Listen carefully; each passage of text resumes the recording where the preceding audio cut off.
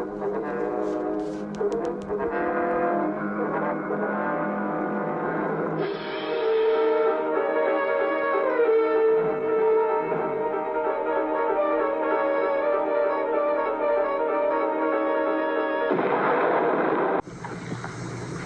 me while I have a strange interlude.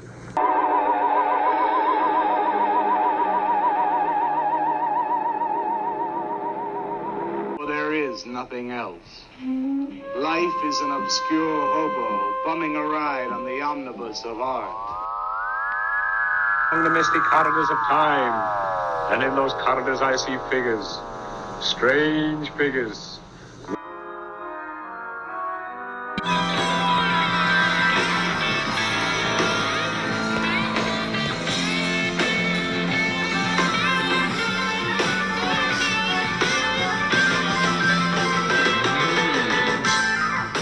Welcome back, my friends, to the AP Strange Show. I'm your host, AP Strange. This is my show, and tonight's show is brought to you by the 2109 messaging app. If you'd like to message somebody in another time period, perhaps another dimension, the 2109 messaging app is available on most app stores that you might look for on your phone, on your smartphone, on your smart devices, and even sometimes on pieces of paper if you keep a piece of charcoal nearby. So on today's show, we're going to be exploring another one of the most puzzling and crazy paranormal stories that I've ever come across. That would be the Dodleston Messages. People might be familiar with the book The Vertical Plane and some of the adaptations of that. It's something that always comes back, and my guest is Cinzia Yates. She is a researcher independently looking at this with a background in ethnomusicology and history and folklore, and I'm looking forward to really getting into the story with her. So welcome to the show, Cinzia. Hi, pleased to be here. Well, it's great to have you. It's really cool to have somebody really looking into this. I mean, plenty of people have. So I guess, what was it that drew you to this story specifically? Well, one of the differences between me and some of the other people researching is that I come to this from a different source to start with.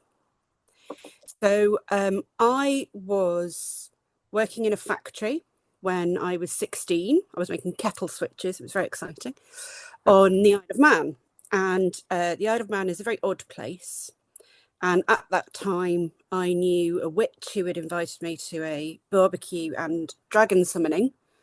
I had been taken to the last place you'll find a unicorn. Fairies are everywhere. The Phenamenological, we're quite used to that. So it was all quite normal for people to be unusual and say odd things to you. And while I was working in the factory, we had some downtime for some reason, I can't remember. And one of the guys, who was an older gent from one of the other departments, was in the room. And I've no idea how we got into the conversation. I was probably talking about the X-Files because, it was 1996. That's sort of sounds about right. And he started to tell me this story, how he had been part of a paranormal investigation.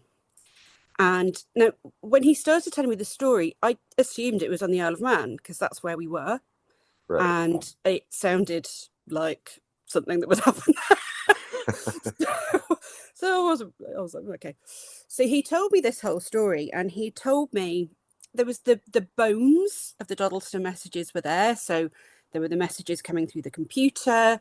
There was the messages coming from the people in the future and from this Tudor chap, Thomas. And he told me all about it, pretty much along the lines of what's in the vertical plane, with a few additions. One of them was that they'd written a book about what had happened. And during the whole sort of thing, during the conversations with 2109, these people from the future, they had tried to get them to prove they were from the future and said, tell us something that we wouldn't know. And 2109 quite sensibly came back and said, well, we can't tell you anything that hasn't happened because, you know, space-time continuum, all that sort of stuff.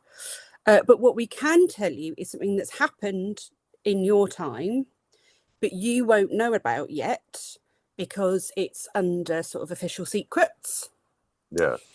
So they told him this whole thing. Now, I don't want to make public what he was told because it's quite wild and there is a lot of interest in it otherwise. Right. And I don't want it to detract from what was happening, but it's a thing that happened. We know it happened, and it is still classified. Wow. So the theories, the sort of conspiracy theories around this incident seem to fit quite well with what I was told. So part of what I'm going to do before I really get into a lot of the other stuff out there and before I put this out there too much is I'm trying to get to the bottom of whether or not a man on the Isle of Man in the middle of the 90s without the internet would have known this stuff to be able to tell me, because I don't know exactly when all of that came out, so I'm holding that a little bit carefully. But what he did tell me was that they wrote the book, and upon sending it to a publisher, I think MI5 got involved because they knew classified information they weren't meant to know, and they pulled the book and told them they couldn't publish it. So wow. that seems like was confirmation enough, right? Yeah. So this was the main thing that he talked about, really. The whole messages and the Tudor and all of that sort of stuff all seemed a bit incidental around the fact that he'd discovered this thing. Mm-hmm. And so he was mainly cross at the time. And I think this is why it was on his mind, because it was just before the Carol Vorderman show. Just the name of it's completely left me now. It's on one of my blog posts where they did a segment on the Dodleston Messages. Right. And he was particularly cross because he hadn't been consulted. Yeah. Although if he was telling everybody what MI5 had said, then maybe there was a good reason. Right. Also, they seemed to focus a little too much on the relationship between Thomas, the Tudor chap that was communicating via the BBC computer, and his relationship, which was purported to be romantic, with Deb, the lady that lived in the house and that was seeing these messages. And he was quite cross because it was all sort of over sensationalized. And we got to sort of the end of the conversation and I didn't think much of it because it wasn't that unusual in my world to have people telling me crazy stories. Yeah. You know, you're like, oh, okay, yeah, brilliant. Yeah. You know, I was 16. He was an older chap. I'd have put him in his 60s probably. So I wasn't going to argue with him, but equally, I was like, oh, this is quite interesting. I remember the programme coming out. I remember watching it and thinking, yeah, I can see why he's quite cross, because it does sensationalise the romantic aspect of the incident, I suppose, the period of time. And what it doesn't focus on particularly was actually the messages or how the computer was doing this or a lot of that stuff. The one thing it did do on that programme, which has sort of stuck, was they spoke to an academic about the nature of the language in the messages. Uh-huh. So that is the sort of main evidence debunking it, is that the professor, I think she was from Oxford, said this is not Tudor English. This is utter rubbish. It couldn't possibly be Tudor English. This is all made up. So that's sort of stuck, and that's something that people have hooked into. So I promptly forgot about the whole thing for, how long is that? 20 years? Yeah, yeah, I'd occasionally bring it out in conversations with oddballs, but mainly the bit about the classified incident was the bit that I'd mainly talk about because that was the exciting bit. yeah. And so it must have been 2018, 2019, I saw some sort of blog post or article about it. And at the time, I was living with my mum, who had also worked in the same factory as me. Mhm. And I looked at it and I thought, that's just like the story that a man told me. But this happened in Chester. It's all a bit weird. It's all a bit odd. Right. And I went to my mum and I said, but did a man in the factory tell you this really weird story? And she said, yeah. Oh, yeah. And she recounted essentially the same story back to me. And I said, well, did he say where it happened? And she said, oh, it was on the Isle of Man. I'm sure it was on the Isle of Man it happened. So that sort of drew me in from a more specific interrogatory way, because what I wanted to do was find out who this man was. Because I was like, Yeah. well, if there's this book and there's this man, then I must be able to find out who he was and try and figure out if it was the same story. So I went through it all, and I ended up on the Mercurius Politics blog's post about Dodleston, which at the time was one of the very few that was there, and was in contact with Deb from the main story, who was, who experienced it all, Yeah. and narrowed it down. And the man that I'd talked to was Frank Davis, Okay. who worked at the school with Ken in Howden. He was he did sort of car mechanicking. And he had worked with them, and he had moved to the Isle of Man, and he was an engineer, and that's why he'd ended up in the factory. So I'd solved my mystery, as it were, because I'd figured out who this man was. He was telling me the truth. He had been part of this. I had confirmation from Deb. She was like, oh yeah, Frank, yeah, he was a nice guy. Moved off to the Isle of Man. So I had confirmation.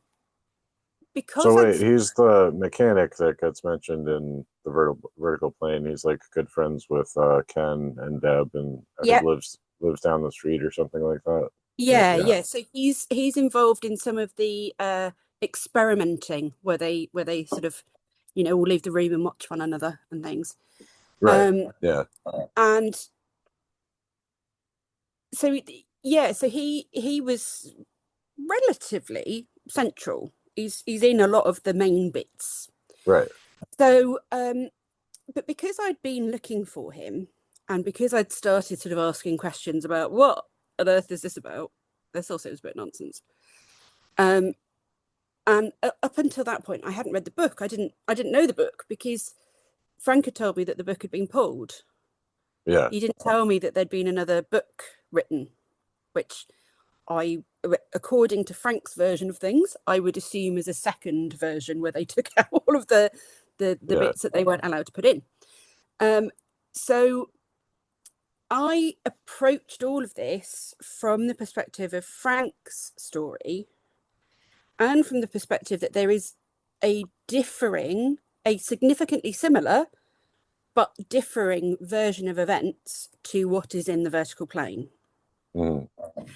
And because of this supposed involvement of MI5, it casts a sort of doubt over what was included in the book, because not so much that anybody's lying, but that there would be things missing, and that there would be ways of working with the truth. So I remember saying to Deb, oh, well, were MI5 involved? And she said, oh, no, they weren't involved. And I said, well, if they were involved, you would say that, wouldn't you? Right. Yeah. Yeah. You just told to keep it a secret by MI5. So it's allowing me to sort of play with the ideas of truth and reality and the source material in a way that perhaps isn't as obvious to somebody if they've only read the book and believe that that's a full telling of the tale. So I sort of it's just so weird, and the more I tried to explain to people what I was doing when I was trying to find Frank, thinking, oh yeah, well no, it was a computer. It was 1985. They were Right. getting messages. But then these other bits, and the 2109 were involved, and somebody called One. And this was all, yeah, that's right. And this was all happening. And I just started to think, well, you know what? This is an utterly bizarre story. And when I look to my sort of academic background, of working with, oral history and things like that, one of the things that really stands out about it is it doesn't make any sense. Yeah. It's all completely pointless. Right. Usually if you were going to write a book and make up a story about people from the future and people from the past talking to on a computer, there'd be an overarching purpose. Right. Some kind of resolution Yeah, to it. And yeah, it seems like, now that you mention it, it seems like Ken Webster throughout the book is hesitant to believe what he's seeing in a lot of ways and doesn't really want to deal with it. And he also seems like he's hesitant to be writing the narrative to begin with. Like he almost doesn't yes, want to write this book, but he kind of feels like yeah. he has to, you know? And yeah, and that throws a different light on it as well, because if it so at the beginning of my website, I've identified that there are three possibilities, really. Yeah. One is that Ken completely made it up, none of this ever happened, and he just wrote a novel, Yeah. a sci-fi novel. Right. The other option is that it's all real, that it all absolutely happened the way he said, or that it's a hoax, and that it happened to Ken and Deb and Frank and Peter Trinder, but that it wasn't people from the past and the future. It was somebody else hoaxing. Right. The Like problem with MI5. all, yeah, the problem with all three of those is that you can't. It doesn't make any. None of them make sense. None of them are obvious. Right. So as a novel, and with all due respect to Ken, he's an economist. He's a very intelligent man. He's clearly not a novelist. Yeah. Yeah. Let's be honest. And like you say, he sort of seems a little bit reticent throughout the book to actually even be bothering to write it. Right. So, and it's a bit all over the show. And if I'd made up a story, I'd have wanted an ending. Yeah. Normally people from the future come to warn you about something. Mm-hmm. Why weren't they warning us about what was happening in the 80s? CFCs or, global banking crashes or any of this. No, there's none of that. There's no, and then we discovered the man in the past, and here's his book and his skeleton. Like there's no, Right. it just all sort of bumbles along for a bit and then sort of stops. So that sort of tells me it's not just a made up book. The idea that it really happened, well, it's technically all impossible.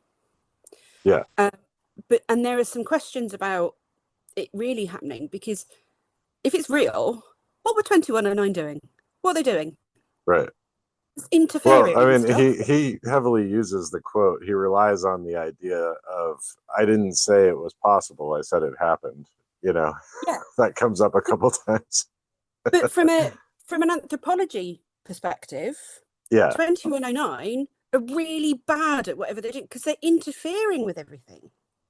Yeah. You don't do that as a time traveler. No, you'd be going, oh, I won't tell you anything. Right. Definitely don't get involved in Thomas's real life and change things, which they do. Right. So what is that about? That doesn't make any sense. If it's a hoax, who did that? Yeah. Who hoaxed that?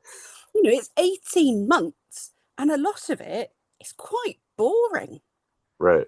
There's a lot of really boring conversations about chickens and sheriffs and things. There's That it would take a lot. It would take a lot of effort to concoct it as well, which is part of their yeah. argument. So, just as a thumbnail sketch here for the overall story that we're talking about, in case people don't know, if people are completely unfamiliar with this story, it's 1985, and it's Ken and Deb are living together, and he has this small computer that on loan from the school. And I think it's important for people to realize, especially if they weren't around in 1985, computers had no memory back then. You had to save something to a disk if you wanted it saved at all, and it was all text, and there was no phone line running into it. No, I think modems existed, but he didn't have one. You know. Yeah, Um, the internet existed and you could network computers together. yeah. But Ken had been borrowing a BBC computer. So British people my age will remember the BBC computers from school. We Right. had one in our whole school Yeah. around this time.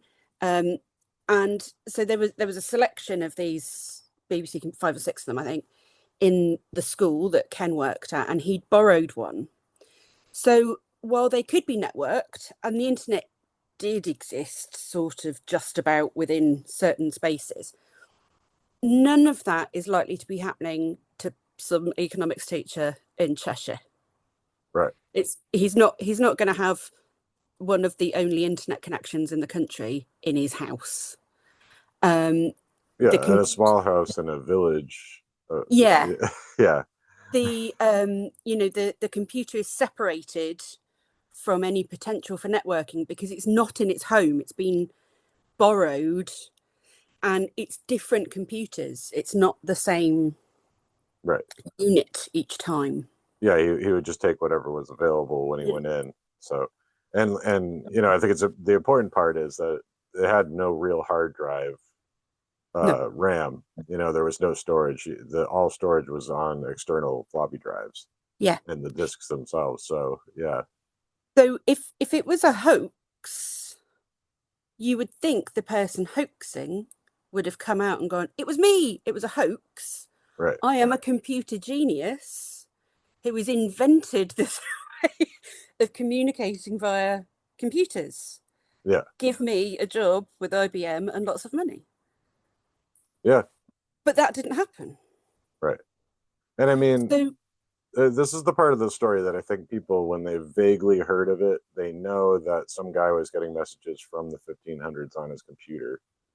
They know that part, but there's a whole lot that falls into the category of poltergeist activity that's included in the vertical plane. And one picture in particular where there's like the refrigerator is tipped completely forward and it's basically balanced on a corner, and it's only yeah, held up by the cord, which seems impossible, and yeah, everything around it is kind of displayed that way. And I'm like, that seems authentic to me, having experienced poltergeist activity. I'm like, that looks like a poltergeist event right there. That yeah. looks right to me for that. So there's the poltergeist aspect of it is often missed. I do intend to do a sort of a critique, I suppose, of all of the various podcasts and YouTube videos and things that are out there, because they tend to start at the beginning of the book Yeah. and then realize and then have to sort of speed up a bit. There's quite a lot of emphasis put on the six-toed footprint on the walls. Right. Now, I don't think it's related to anything. And to be honest, I spoke to Deb a little while ago, and she said, "Oh, I spoke to some decorators, and they said it very easily could have been damp, and that it shows through if you don't paint over it enough, if you're not using the right paint." So she Right. doesn't think that's got anything to do with it at all. What does get missed is that it starts with poltergeist activity, Yeah. and quite typical poltergeist activity. As you say, there's the fridge. They pile up all the furniture in the living room. They come back to piles of tins, and it's quite typical poltergeist activity. I think with the poltergeist aspect of it, it's worth noting that Deb was 19 Mm-hmm. and had just moved in with her boyfriend, Yeah. who was a bit older than her. So it's a point of transition for a teenage female who are also generally linked with poltergeist activity. There's also something quite interesting about Ken's attitude in relation to the poltergeist activity. So I've had poltergeists. I've Yeah. had 2 in my life, and they're really annoying. They're nothing like the horror films. Right. And when you speak to people with genuine poltergeist activity, they tend to just be quite annoyed with it and they want it to stop, because it's really annoying when you go down in the morning to make a cup of tea and all the tins of cat food are piled up in the middle of the floor. And you're like, "Oh, thanks." They're just creating tidying up. basically. that's Is what I all tell more. people. I've Yeah. told people that many times. I'm like, it's just you just have to clean up after them. It's really Yeah. obnoxious. So it sort of sets the scene for this. Oh, right, what's happening now? Oh, he's moved this about. The um the flat that their house that they've moved into, the cottage, they're renovating Yep. in the kitchen. And again, we know that renovations can create the environment for things like poltergeist activity because it's upsetting the sort of the energy of the space, and you're removing things. The cottage is old. Mhm. It's 300 years old or whatever. So you're going to be, if you're pulling down out bits of stud wall and things, it's going to be what's the word I want? Disturbing, Yeah, all disruptive. sorts of things.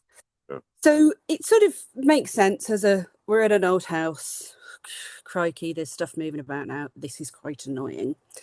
So the poltergeist activity, yeah, I can totally see it. Well, The this is kind of funny too, just because in the dramatization that was done for television, the the guy playing Peter, they really sped up the whole timeline of the story for this dramatization. And the guy Yeah, playing Peter's like, "Oh well, you're doing some renovations, and you got a younger girl there, and it's quite common to have poltergeists when that happens. Sounds like you got yourself a poltergeist. You just gotta yeah. ride it out. It'll probably stop." He just shrugs it off. And to be fair, Peter Chinder, having looked into him quite a bit, I can't imagine he'd know anything about poltergeists. He's not the sort.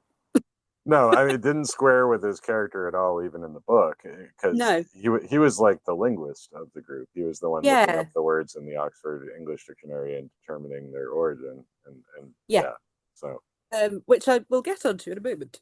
yeah, So yeah, there's this sort of general spookiness going on. So they borrow this computer. Ken brings it home. Their friend Nick is staying with them, and I think it's quite interesting that Nick is there because it's an external person who comes and goes, yeah, which again, it's not a sort of a hysteria thing where it's just a couple in a house who are freaked out by it being old and making these, there's people coming in and out of this story. So they borrow the BBC computer so that Nick can write some scripts.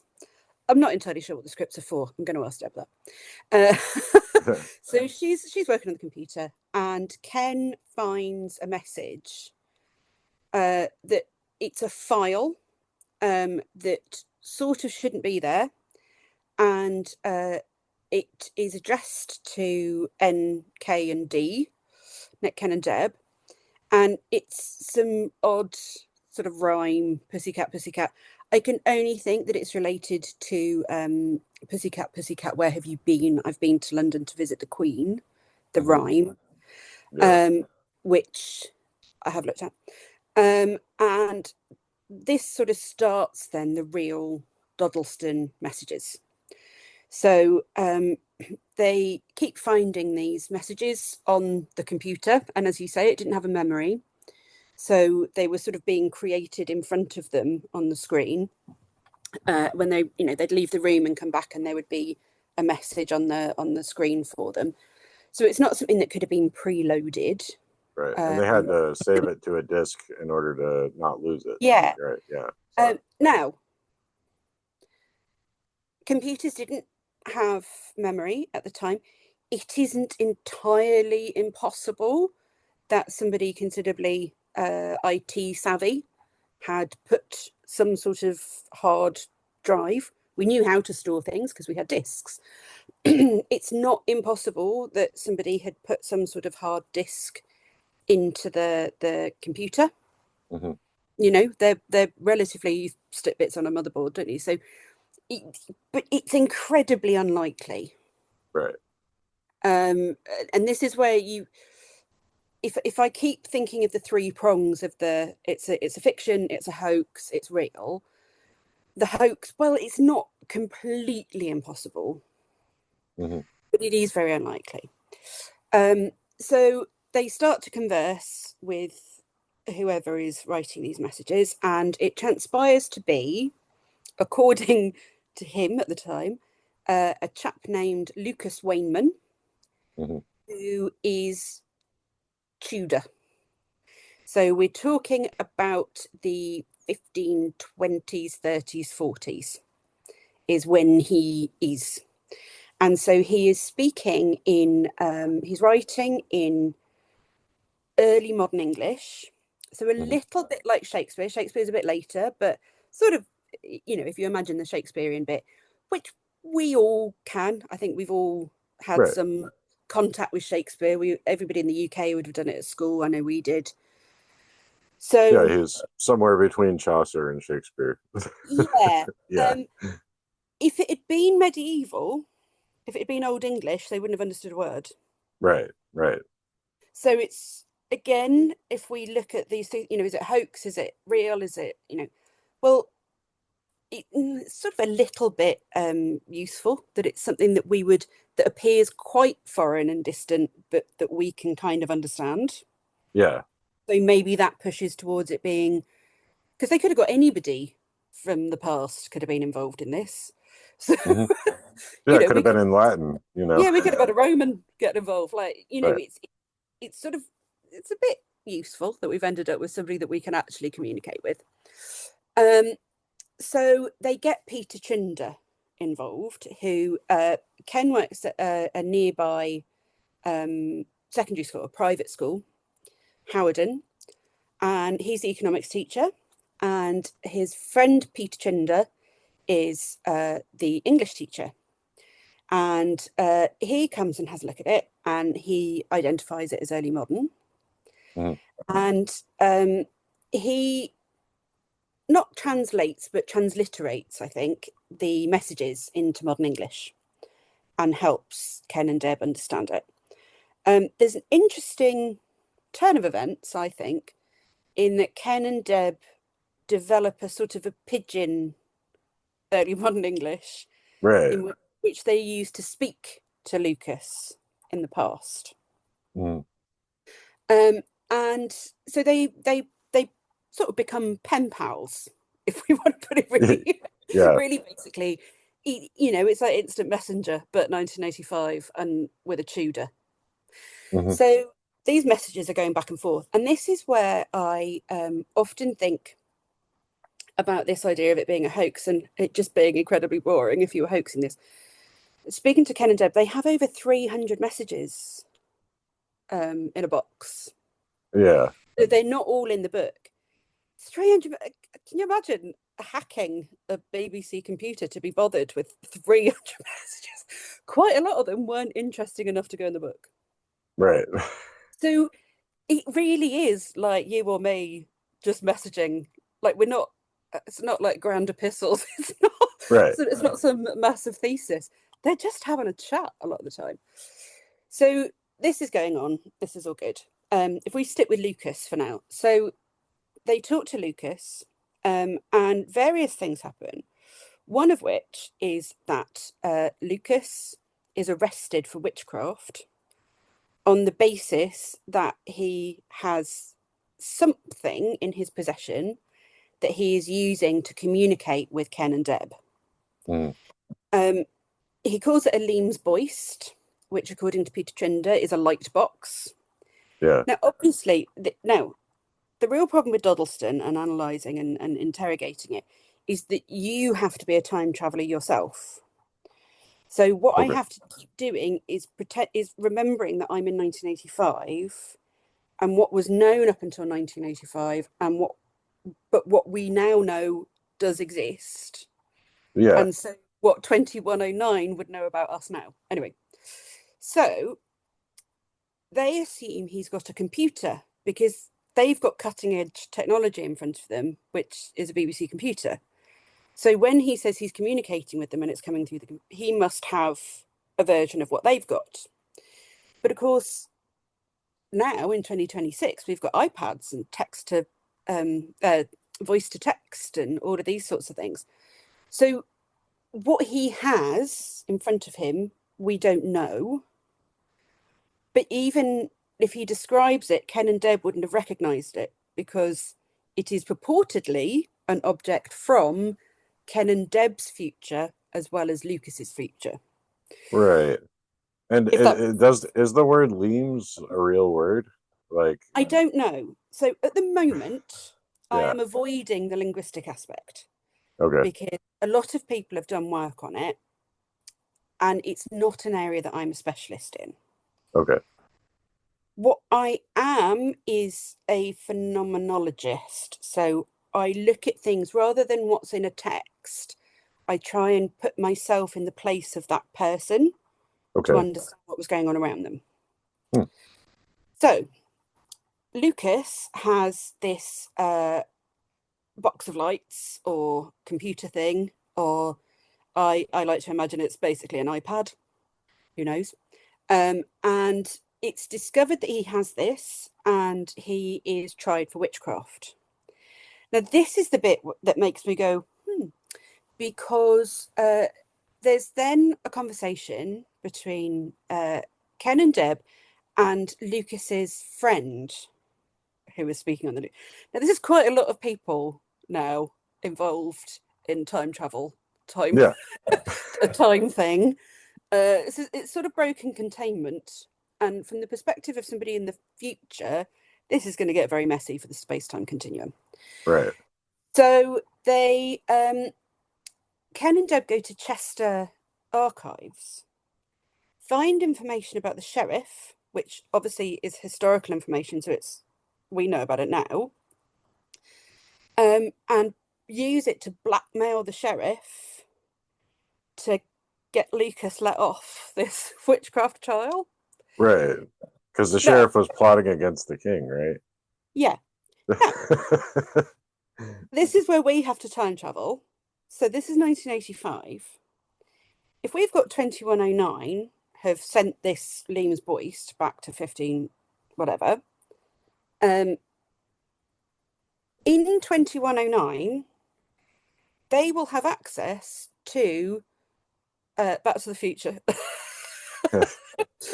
Right? So in 2109 we know, so in 2109 they definitely knew that sort of thing is not a good idea when you're dealing with time travel. Yeah. Because they've altered they've altered history. Yeah. Well, here's the thing, though, is I think since it looks like a year, the year 2109, that tends to be like the idea that they're from the future, where my mind immediately goes to like these are just interdimensional tricksters that live in a realm where time doesn't exist. That's kind of what I tend to think of, So, however, well, yes, the the trickster angle is quite interesting because that would be pointless. That would be the only angle that allows for this to be pure chaos with no purpose. Yeah, because it's amusing to them. But equally, why are they why are they involved for 18 months with somebody talking about chickens? Again, that seems like quite a lot of effort to go to. But Right. yeah, so this is my sort of thinking to try and pull this through and understand what's going on. Anyway, Lucas is let off. Lucas then admits, or it comes out that Lucas is not his name. His name is Thomas Howardin, which is the name of the school that Right. Ken and Peter work at. And I'm like, oh. Throughout the discussions, it appears that the early conversations were wrong. There was some sort of trick to see if Ken really knew what was going on. No, it all seems a little bit like, well, it's very easy to, if you get caught out in a lie, they go, oh, I was just testing you. Right. So Well, there's all this stuff. Lucas/Thomas is annoyed at one point and thinks that they're like demons because they didn't call him out for saying the wrong king. He's like, Yeah. I told you who the king was, and that couldn't possibly be true for the year I told you it was. So why didn't you say No. anything if you're really from the future? Like he was Yeah. testing them. And But as you say, it's one of those things where like if you throw something, like you get something wrong, and then somebody later it's easy to just go, well, I was testing you with this wrong Yeah, thing I said, and it just yeah, seems like a cop out, But yeah. So I yeah, always think that's a little bit suspicious. There's something a little right, bit about this. And I'll explain a bit later why I think that as well. There's some things at the moment I'm looking at that are making me go, huh. Anyway, that this chap was really called Thomas Howardin, that he was in hiding because he was a papist, and had gone on the lam essentially mhm, from Oxford, where he'd been to university. And it all sort of settles down as to who he is and where he is and what date it is and all of these sorts of things. So that's sort of the conversation with uh, Lucas / Thomas. Makes it quite complicated. So then we get on to the fact that Ken and Deb start to get communication then from this 2109. Now we're assuming that it's a year. If we work on that basis, that seems to be a reasonable assumption. mhm, Not that far in the future, but far enough in the future that none of us are going to be alive right, who were around in 1985. So quite safe. Um, there is also the fact that the book is called The Vertical Plane, and I don't think that gets enough sort of attention, because Lucas is in the same place as the Meadow Cottage that they're in now. So mhm, Meadow Cottage is built on the land that Thomas's house was on. right, So they are in one place, and so if you imagine time then being the sort of the up axis, yeah, and then you've got space. So it wouldn't seem unreasonable to assume that 2109 are in the same place, mhm, but in the future. So it's sort of a plane. It's this vertical plane that Ken talks about, with 2109 at the top and Thomas at the bottom, and Ken and Deb in the middle, who have evidently inadvertently picked up something between the two of them with their right, electrical device. That could be an explanation of what's going on. 2109 are very annoying, frankly. They're quite stereotypically futuristic and mystical, and a bit sort of woo about things. right, They won't answer a question properly. They're like trying to be all, I don't know, sci-fi. And they don't explain what's going on. They don't say anything. What they do, which is rather unusual, is they request that Peter Trinder calls a ufologist in Rill. Now, Rill, I mean, by American standards, isn't that far away from Dodleston and Cheshire. By UK standards, it is quite a long way away. mhm, Um, so this UFO, and there's no UFOs in it. There right, haven't been any UFOs. So why do they need a ufologist? right, This is a bit bizarre. So Gary Rowe comes from Mill, and he investigates, and he has a bit of a chat with 2109.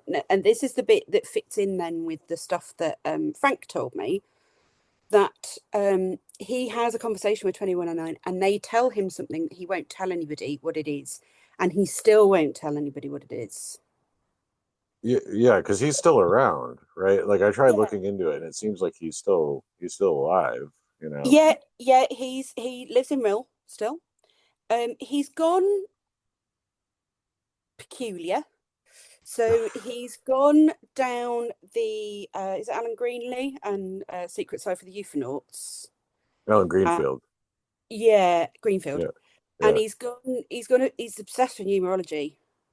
huh? And so now, if you ask him anything, because I emailed him, and he just keeps going on about the fact that there's two chapter sevens or something in the book, and we need to look at the importance of the number seven, and I'm like, this doesn't make any sense.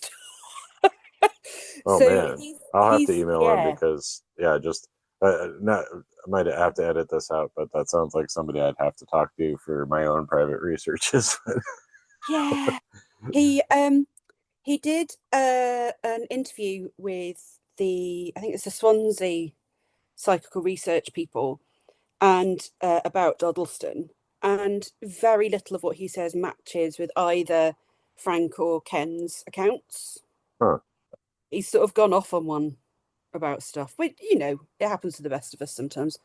Right. So it's quite difficult to get stuff out of him. However, he maintains that he is still in contact with 2109 and that 2109 are all powerful, and he can't tell us things because they're very dangerous. Well, So so that kind of squares with ufology in a way, though, because there's a lot of people that think they're in contact with like aliens or interdimensional, like ascended master type alien things. It kind of sounds like it's that sort of deal I am for always him from his perspective. Yeah. yeah, I'm always very suspicious of sort of the numerology number thing Yeah. because there's only 9 digits. You can prove most things. I did message Alan Greenfield and say, "Is 2109 a number mean anything?" And he said no. So it was quite definite. It was like no. So it doesn't seem to fit in with Secret Society for the Euphonauts or any of that sort of thing. It was worth a check, but it doesn't. I don't see that as being a particularly useful line of inquiry, Hmm. at least not with what I'd like to know about what's going on. So Gary Rill gets involved. He disappears back off to Rill, and this, I think it's about that point, the communication starts to switch because Ken isn't bringing the computer home. And what's happening instead is that messages are coming through on physical paper Hmm. that are being left in the same place as the computer was. So there's some sense that there's a specific place that is a portal Yeah. between two times, maybe. And this is the bit that I think gets missed a lot. People aren't talking about this. That somehow Lucas Thomas is writing in his handwriting on paper in 1985, Right. and they can find those bits of paper. How is that happening? But as you said, in that very specific spot, because what I recall is they had to like actually move furniture around to get the computer in just the right place, and then they would have to put the paper in that same place. Yeah.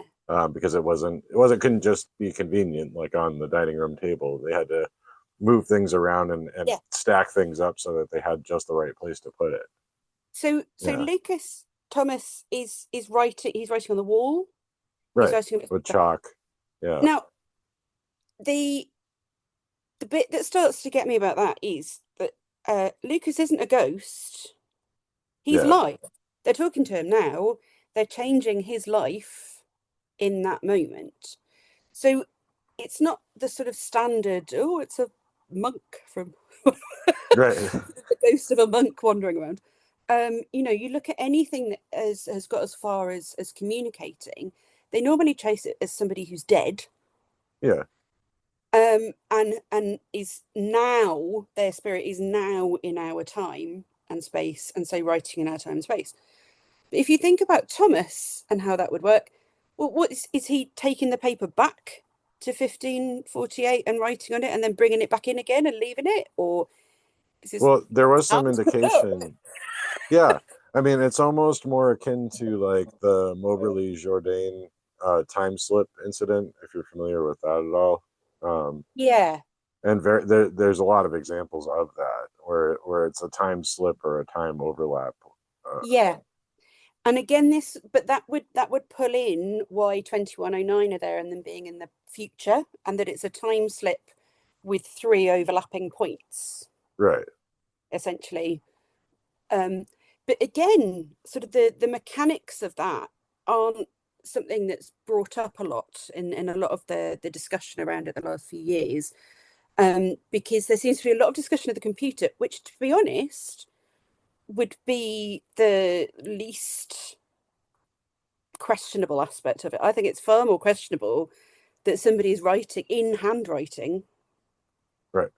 on bits of paper from the past. Yeah, and the physical poltergeist effects as well. Yeah, And we didn't even touch on this yet, the fact that Deb seemed to be able to access Lucas's world in a dream state, like an yeah, astral projection. yeah. And that is another bit that I'm yeah, that isn't spoken about very often because again, she's just hanging out with him. Right. She makes And people would say it's just a dream, and they don't bother with it, right? So, yeah, but I think it's important. and She's the only so one that saw yes, him, so yeah. So it yeah. would make, it being a dream, yeah, it tends to be around sleep that it happens. Yeah. That she's laying on the sofa and she can't remember if she's fallen asleep or not, and this sort of thing.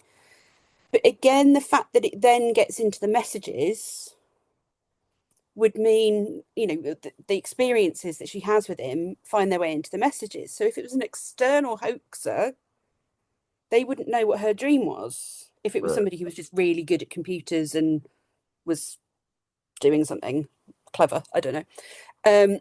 But so the dream, but then that doesn't quite work. And the experiences she has with Lucas slash Thomas, again, are quite boring. Right. Again, it's not like some adventure. She makes candles with him at one point, but she's not very good at it. Yeah, she That's breaks not. one, and then he's annoyed about Yeah, it, and yeah. that's not. Again, that's not somebody who has had. I have quite boring dreams sometimes, but there's normally something really weird in it. It was a Well, I think giant. that's probably why they sex it up in like the dramatization too, where they try to make it like way more romantic than it was. Like, Yeah. Um, Deb is very fond of Thomas Lucas. She became quite friendly with him. And it's quite clear that Ken and Deb really care about him. right, He's become their friend, just like we would with somebody on Facebook Messenger that you've only ever met on Messenger. Well, I don't know, right, perhaps it was a catfish. But yeah, so there's all these sort of layers of experience, but none of them are really a ghost story yeah, because everybody's still alive at the time that mhm, this is happening. There's poltergeist activity, there's direct communication, there's writing, there's electronic interference, there's the future, there's the past, there's all of this stuff going on, poltergeist activity, but none of it fits a standard narrative or a standard example of how we've come to understand any of those individual things. right, Um, Again, I do have to look at things, is it real? Is it a hoax? Is it a fantasy? Maybe Deb was just a bit confused by what was going on and everybody was talking about it and had some pretty intense dreams. yeah, But that wouldn't debunk the entire story right, unless she dreamed the entire thing and wrote yeah, it in a book. So it's quite possible that all of this is real and the dreams were just dreams because it was actually happening to her. Or it's a real part of what's going on. But then you're sort of like, well, hang on a minute. If the portal is one specific space, she walks around his house. She goes out into his garden. mhm, So is it a portal that you sort of pop through into that? Or does the portal move around in the house? And so pick her up hmm, from which is on the sofa? Or, it problematizes any of the potential um, solutions to what's going on. right. Yeah, Because it's the self-negating factor that you find in a lot of really good paranormal stories, and when yeah, where that exists, it just makes me think it's true. Like, yes. Um, so there are all sorts of peculiarities about it. And then there's the fact that it really fizzles out. yeah, You know, Grosvenor is going to buy the land, Lucas has to move out, Thomas has to move out, sorry. And 21 and I could just go, oh yeah, he's written a book. You might find it. Bye. And that's it. You're like, oh. And then Ken and Deb appear to just carry on with their lives. yeah, and they're grateful to be done with it, I think, in some ways. But Yeah, yeah, because as you said, they really had a meaningful relationship with Lucas / Thomas, Yeah. because we were kind of being a little glib earlier, saying it's a whole lot of talk about chickens and farm animals and things, Mm.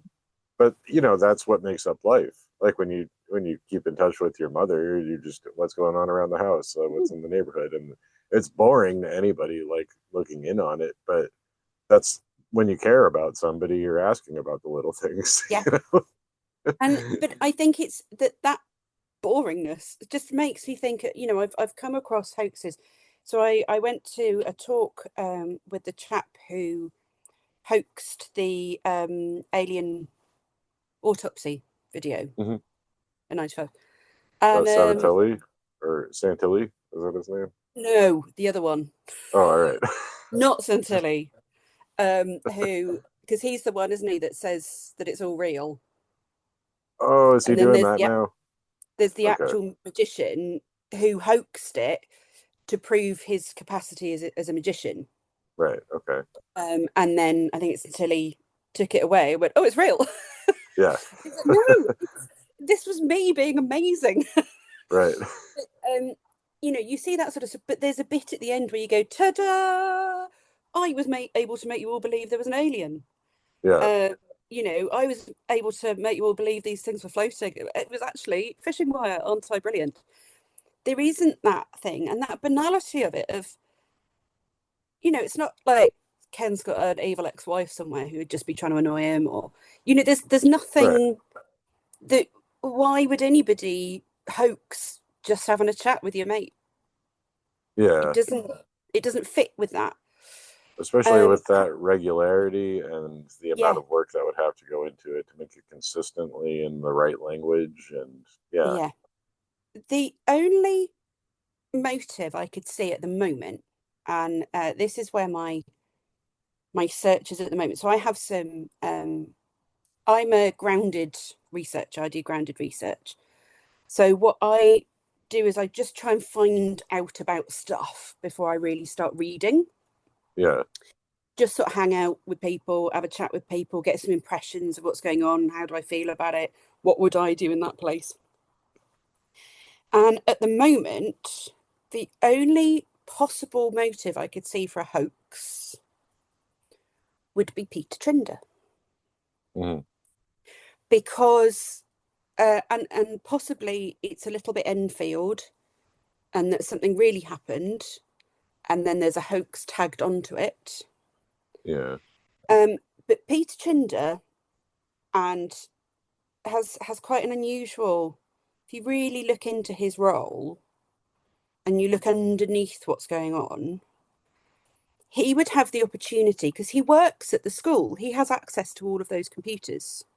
hmm He is the one that says the language is right.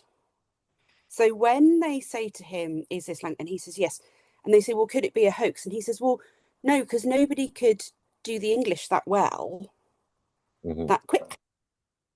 But we've only got his word for it that the English is proper early modern English. okay, There's also the fact, and this is what I've been sort of looking at recently, is this whole Oxford University thing, where Thomas can only talk to Peter a lot of the time because they're both Oxford men. okay, Now, when I then look at it and you think, okay, you've got a 19-year-old girl, you've got a 30-year-old man, and then Peter Trinder is in his 50s. Peter Trinder went to Oxford, and going to Oxford carries a lot of weight. Peter Trinder was Ken's English teacher at school. yeah, You're not going to argue with your old teacher, even if they're now your colleague. Your school teachers still carry quite a lot of weight. yeah, yeah, You respect them, and there's quite a lot of things in there that make me go, hmm. So, like discovering Lucas is really called Thomas Howden, um, happens after Peter Trinder has been to Oxford hmm to try and find out what's happening at Oxford University, what was happening at Brasenose. And funnily enough, Thomas Howden is in the records at Brasenose, but in a book that was published in 1909. So it's very easy to get his name. Right. There's a bit where Thomas is talking about other people he was at university with. They're all in that book, but they're all in that book. He doesn't talk about somebody who isn't. So there's sort of the assumption, there's a little bit of me going, this is all a little bit. So it's Peter saying, yes, this is definitely exact English. It's Peter that verifies all the stuff from Oxford University, stuff that was wrong and then turns out to be corrected. So I went to Oxford recently, just to have a look around this sort of grounded research aspect, just so that I can see the spaces that they were in and sort of get a feel for what was happening. And Thomas at one point talks about an engraving in Brasenose College. And he says it's above a stairwell, and Peter Trinder goes to try and find it. And it's another one of those, I'd forgot, I said it was above a fireplace, but it was actually above a stairwell. Right. Which comes from Thomas, but after Peter's been there. And it is above a stairwell, which is significant because it means it's in the quad. So you don't have to go in the building to see it. Huh. So I saw it by knocking on the door of Brasenose College and saying, can I have a look around your quad? Right. The porter said, yes, but you can't go in the building. So there's bits in there that I'm like, oh, that's a little bit too close. Like if he really was. And then you spot things like 2109 asked Peter to call the ufologist. So why would Peter do that? And why would you ask Peter to do that? He's very involved. He evidently has quite a high opinion of himself, because when the language is analysed for the 1997 documentary, and it's a prof that says this isn't right, Peter Trinder's, no, I think it's correct. But he's doing that from the perspective of somebody with an undergraduate English degree from 30 years ago. Now, I have a undergraduate degree which I dealt with music notation from that same period. I couldn't remember how to do it now. Yeah. If you came up to me and showed me loop tablature, I'd be like, I have no idea. Can't remember. Well, I mean, his claim, I guess, was that he was just looking at the Oxford English Dictionary and tracing the etymology through that and the different variations. And I'm like, is that all in the dictionary, though? No. Every permutation is there. This is the other thing, is that what does the Oxford English Dictionary mean? So there is the desk version, which is a big book. I've got one. You know, anybody who's sort of done proper writing has one of these. That's generally the most you've got access to, and they wouldn't have had it online. Yeah. So yes, you would have been able to look at it and go, okay, this word has this background. But unless you were specifically trained in, and I think it's philology is the term for how this works, unless you're trained in that, it doesn't necessarily mean you can come up with anything. I don't believe that Peter Trinder, with his level of training, and I'm happy to be corrected because I am, I've been in touch with the English department at Oxford to see if I can find out when he did his degree and what was on offer during his degree at that time. Would he, because I don't know, it may have been in the 50s at Oxford, this was like a whole year's worth of course, and yes, he was a genuine specialist, or he did his master's thesis on it or something.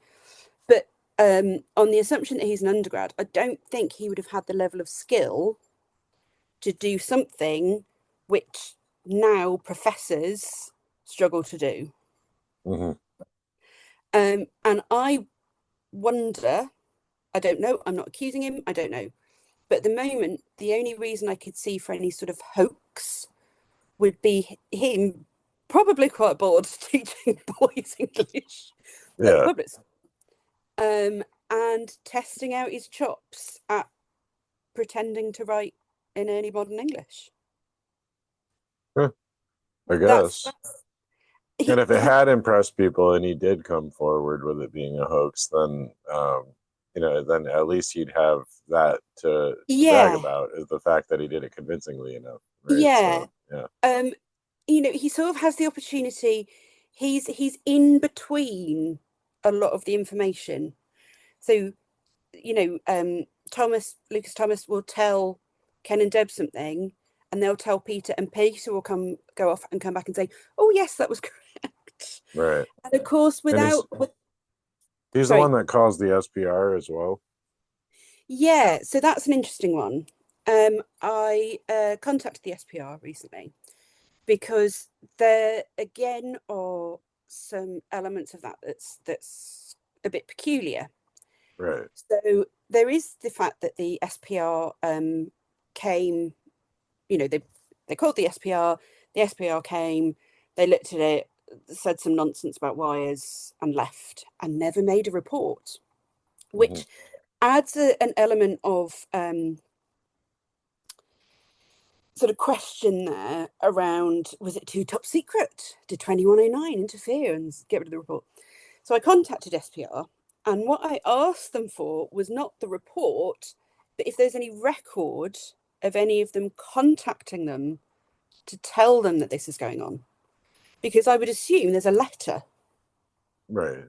or a phone memo saying this person from Dodleston has rung and said, and that they would have sent somebody then.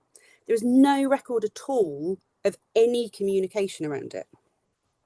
Yeah, and I think I read that the investigators that did come, when they checked with the SPR later, the SPR said that they didn't have any investigators under those names. Well, one of them is. Okay. So John Bucknell was part of the SPR. So did they contact the SPR, or did they contact somebody who was a member of the SPR who brought a Mhm. mate along? Right. Did they think they were contacting SPR? Because this is the thing that gets me, because the whole SPR thing is a little bit Men in Black. Yeah, it's really weird. I mean, they're very dismissive of the whole thing. Um uh they act very sketchy the whole time. Yeah, which makes me think that they're not the SPR, and that's why there's no record of anybody contacting them. There's no letter to say, we live in Dudleston and we've had this weird stuff. Can you come and have a look at it? It's why there's no report, because this isn't a small thing. This would be quite a big thing. The SPR would want, you look at what they did with Jeff. They went mental with that. It's like, well, Right. what? There's no. Everybody just sort of shrugs. Now, that makes me think that there's either that they are sort of Men in Black sent by 2109 to shut down any real investigation into it. Hmm. Because if they can interfere with their communications with Ken and with Thomas and Thomas/Lucas, they can interfere with a phone call. Right. They can change. They can write on bits of paper to people. They could change a letter. So, did they send somebody pretending to be Bucknell, who is a name from the SPR, to shut it down, or does Peter get a couple of friends to come around and pretend to shut it down so that nobody investigates it and finds out that he's making it up? So there's sort of it doesn't prove anything, it doesn't disprove anything. It allows for a level of questioning from different directions, because they wouldn't be an SPR report if nobody ever contacted the SPR. Right. You know? That I And mean if one of that's the investigators isn't even on there, and Bucknell did leave the SPR shortly, or like around that time, right? So yeah. yeah. And anybody he might have popped in and gone, I no idea, and just not told anybody, because it's obviously nonsense, isn't it? If you're in Right. 1985, you don't Yeah. know the internet could exist, and these people are telling you this wacky story, you might just go, yeah, I'm not going near that. I'm off. Or were they taking it very seriously? Because they sent messages and they had this exchange of messages and stuff. So there's it's not so much that I'm debunking or solving anything. It's more about finding the other questions Right. and striking off some of the bits that would be easily found. So, it should be relatively easy to speak to the SPR and say, have you got a log of this? Oddly enough, when I spoke to them, I asked them about it and they sent me a paragraph that's evidently their sort of standard response. And I was like, well, yeah, I'm not asking about that. I want to know about your records about the call. Right. Oh, we don't know. Oh, hang on, we'll have to get the archivist to have a look in Cambridge. So it's something that people haven't looked at before. So there's a few little bits like that. So one of the things I'm trying to find, Brasenose College didn't have an archive until 1988. It was part of the library. Hmm. But I've been in contact with the archivist there because Peter says that it's his friend there that he knows, just so happens that he's come across a bloke from the 1540s. He Right. went to Brasenose College, and what a coincidence! He knows the librarian at Brasenose College. So he can just ask questions and find this. And oh, look, the information matches. So that all seems a little bit coincidental to me. So what I want to do is I want to see if they've got a record of when Peter went there, or Yeah. if they've got a record of Peter writing to them before any of this started, Mm. or where it sits in the timeline.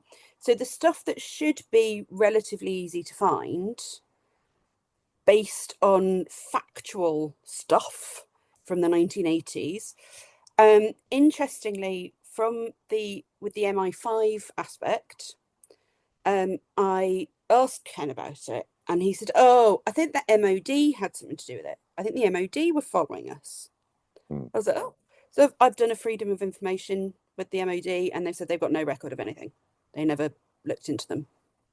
Okay. So there's bits that are very tangible, like are there records of these inquiries happening? Which is why I'm sort of starting with those to help shape where I go next to really look into some of the more specific aspects of it. So as well as the history of the 1980s, there's a bit that I want to look at some of the Tudor history. Hmm. So one of the things that stood out to me is that Thomas's story of Lucas Wainman. So Thomas has taken the name of his former tutor while he's in exile. So Lucas Wainman. Lucas Wainman is in Bristol, knocking about with Thomas, and it says he borrows books from the King's Court to lend to Thomas. Now that says to me that there should be a record of Lucas somewhere if Hmm.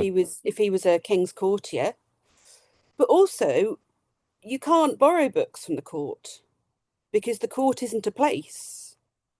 Yeah. So is that just something that sounds a bit Tudor? That sort of Well, sounds good enough? yeah. So I looking got the for, impression that he was maybe like, I don't know how much this was a thing, but kind of like a court magician or a court astrologer or something like that. Lucas, the real Lucas. well, he doesn't really say. He has Right. books and he But I gives guess you Thomas, wouldn't at that period of time. You know, like, but but there's all sorts of bits around the edge because the historical proof for Thomas is so obvious. And I find it a bit peculiar actually that Thomas's brother was sort of in charge of the college. He was the main admin for the college. Thomas never mentions that. right.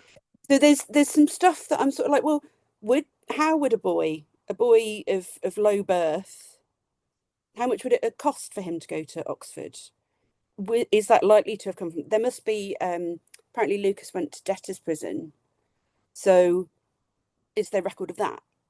So it's these peripheral bits that if we Mm. can pull away anything that's a a real question or a real risk of not being real, it can stop us going down too many rabbit holes of some of the stuff that, it's completely pointless looking into this because actually we've got proof that that never happened. So Right. it's pulling out the tangible bits Yeah. before we start to try and put in the more supernatural and paranormal bits. Yeah. Yeah. And to that point, I think I had seen you post recently about the hopelessness of finding any book that Lucas/Thomas would have written about this whole affair, because he says he's not going to die until he writes this book. It's good, and so he's claiming he's going to, and he's hoping they'll be able to find it in Yeah. their day and age, you know. But you So talked about the how unlikely it is that it would have survived. yeah. Yeah. So yeah, 2109 tell Ken and Deb that he did write the book and that it's got an inscription to them in it. But and this is something that I think people who are interested in history but not necessarily historians often don't realize. Things that we find very precious and we think are very important today often weren't. Hmm. So if we're thinking about the 1540s, everything anybody writes is a manuscript. Right. If you in 1680 found some mad manuscript about a light box and somebody called Deb and a cart tiger with no, with no horse Yeah. when you were clearing out your house, you'd bin it. Right. Because it's clearly a nonsense. Just make good kindling at the fireplace or something. Yeah, Thomas isn't a person of standing. It's not Yeah. like people are keeping his archive for posterity. We get rid of stuff all the time. Think of every time you found an old notebook and chucked it in the bin, or like you say, put it on the fire, or if it's a palimpsest and they've scraped off the ink and written over it. Hmm. It's so unlikely to be extant. We find new manuscripts incredibly rarely. Hmm. If it is extant, the chances are it's so well hidden, that's the reason it hasn't been binned, and we'll never find it. Right. He says it's in Oxford. He said he took it back to Oxford and left it there. Okay. I mean, if it was in Oxford, they'd have found it. Mm. There are no stacks of manuscripts that haven't been looked at yet.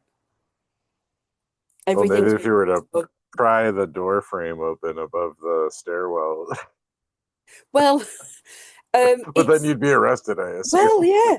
I mean that. Well, no, that the inscription was redone Oh, in right. the 1880s, I think it was Okay. 1830s. Yeah, 19. So the transcription that you can see now is from the 19th century, All right. but it is a copy. It's the foundation stone, so it's a copy of the original, which is from 1509. So even if he had hidden it behind that, they'd have found it in the 19th century. I'm probably gone, what's this load of old nonsense, and binned Right. it. Yeah. Exactly. Yeah. That's the thing. So there are the things and I think this is where my background comes in, is that there are the things that we can find, and there are things that we can find quite easily. And then there's the more granular stuff that becomes a little bit more complicated. So I'm not yet going to look at the language particularly. I am hoping to put together some samples of the language that I can send around to some other sort of academic colleagues and say, what do you think of this? Not tell them what it is, but just sort of say, what do you think of it? One of the only linguistic thing that it jumped out at me, when you see something you think, doesn't seem right. Right. Thomas uses the word tomboy, Yeah. and that doesn't sound right to me. It didn't look right. And I thought, oh, I'll look up tomboy. I'll see how easy it is to find this stuff out. So I looked in the OED online, and sure enough, tomboy was first used in 1538 as our first record of it. So it would have been in Thomas's, he might have known it. It had been around for 10 years. However, it didn't mean tomboy until a couple hundred years later. Huh. So if you were just sitting with an Oxford English Dictionary in front of you, and you went, oh, what's that? Oh, Tomboy, let's see when that came out. Tomboy, oh yeah, 1538, that's fine, put it down. You wouldn't necessarily have the information in that to tell you that it didn't mean, because it's used to describe Deb. Right. But a tomboy in the 1530s was a rambunctious boy. Yeah.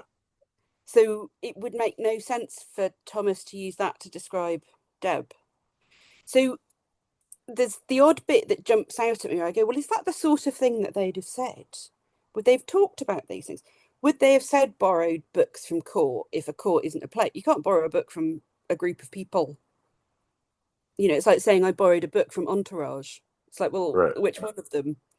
Were they Yeah. carrying around?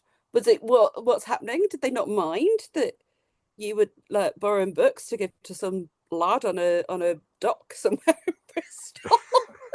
I don't even lend him my books out quite like that. You know, that sort of thing, the more sort of social history side of it, as to how likely that really is to have all been going on. Yeah. Yeah. So that's sort of where at the moment I'm sort of poking at the obvious soft points. Mhm. But I think from what I can see of research other people are doing, they're doing a lot on the language. There's a series of YouTube videos where the chap goes into the language really quite in depth.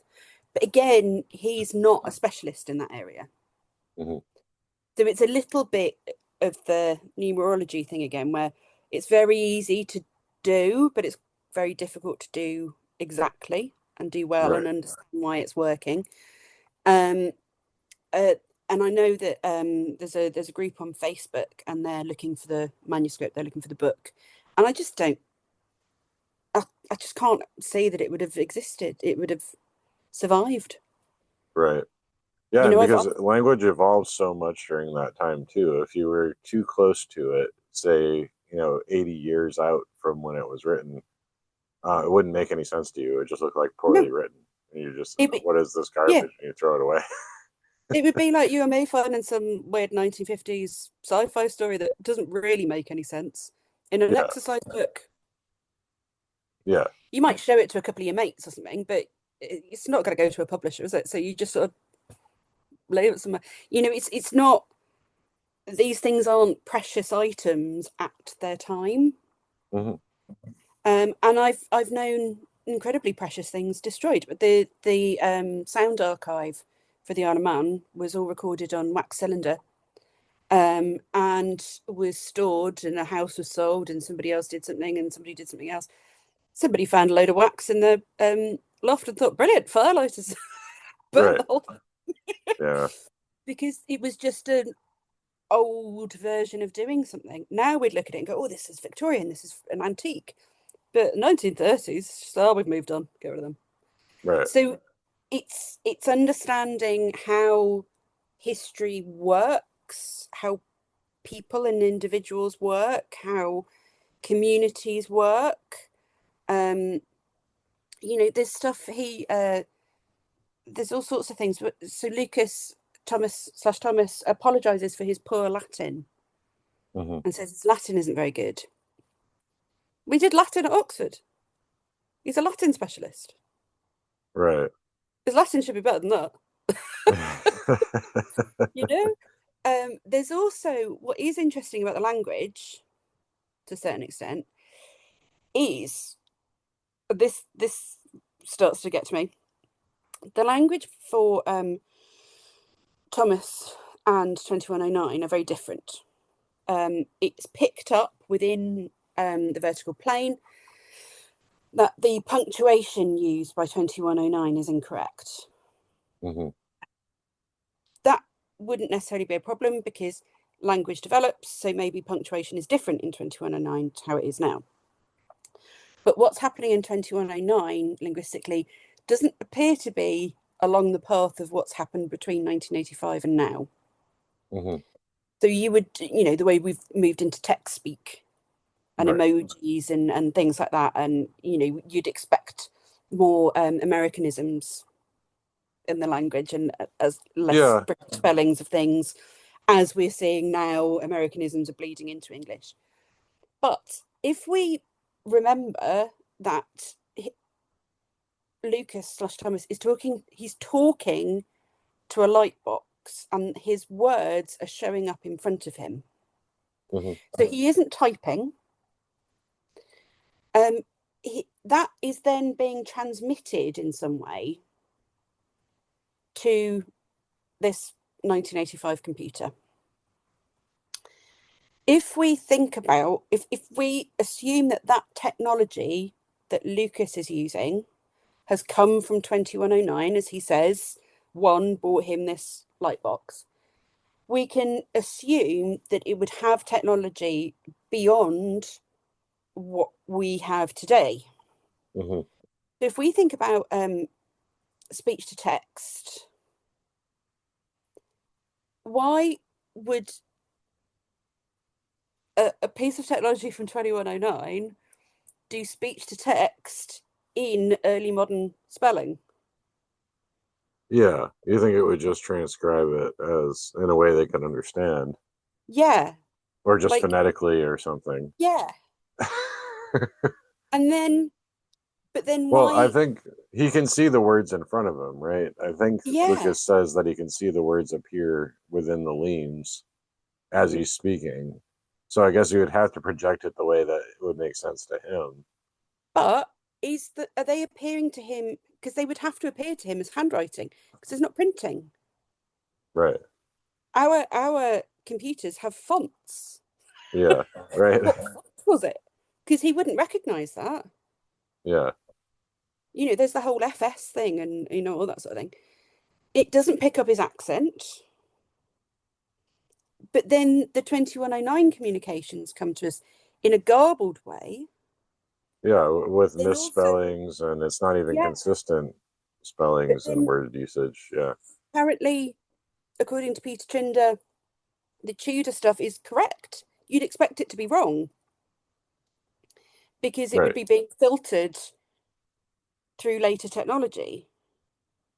And then there's the fact that 2109 are apparently interfering with Thomas's messages anyway.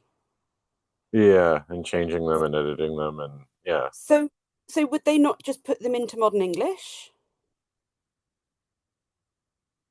Yeah. for 1985? There's things like that you sort of go, hang on a minute. Like like the stuff he's written down, the stuff that comes through that Thomas has written, you would expect to be written in early modern handwriting Right. in early modern English. That's fine. Spelling is variable at that time. But I did watch a little video the other day actually about Shakespearean English, and that there is a thing called OP, original pronunciation, Mm-hmm. which is why a lot of Shakespeare's jokes and rhymes fall completely flat for us, Mm-hmm. because the accent then was completely different. So why would a computer from 2109 be able to understand an OP accent to then transcribe it? Because it should all sound like gobbledygook.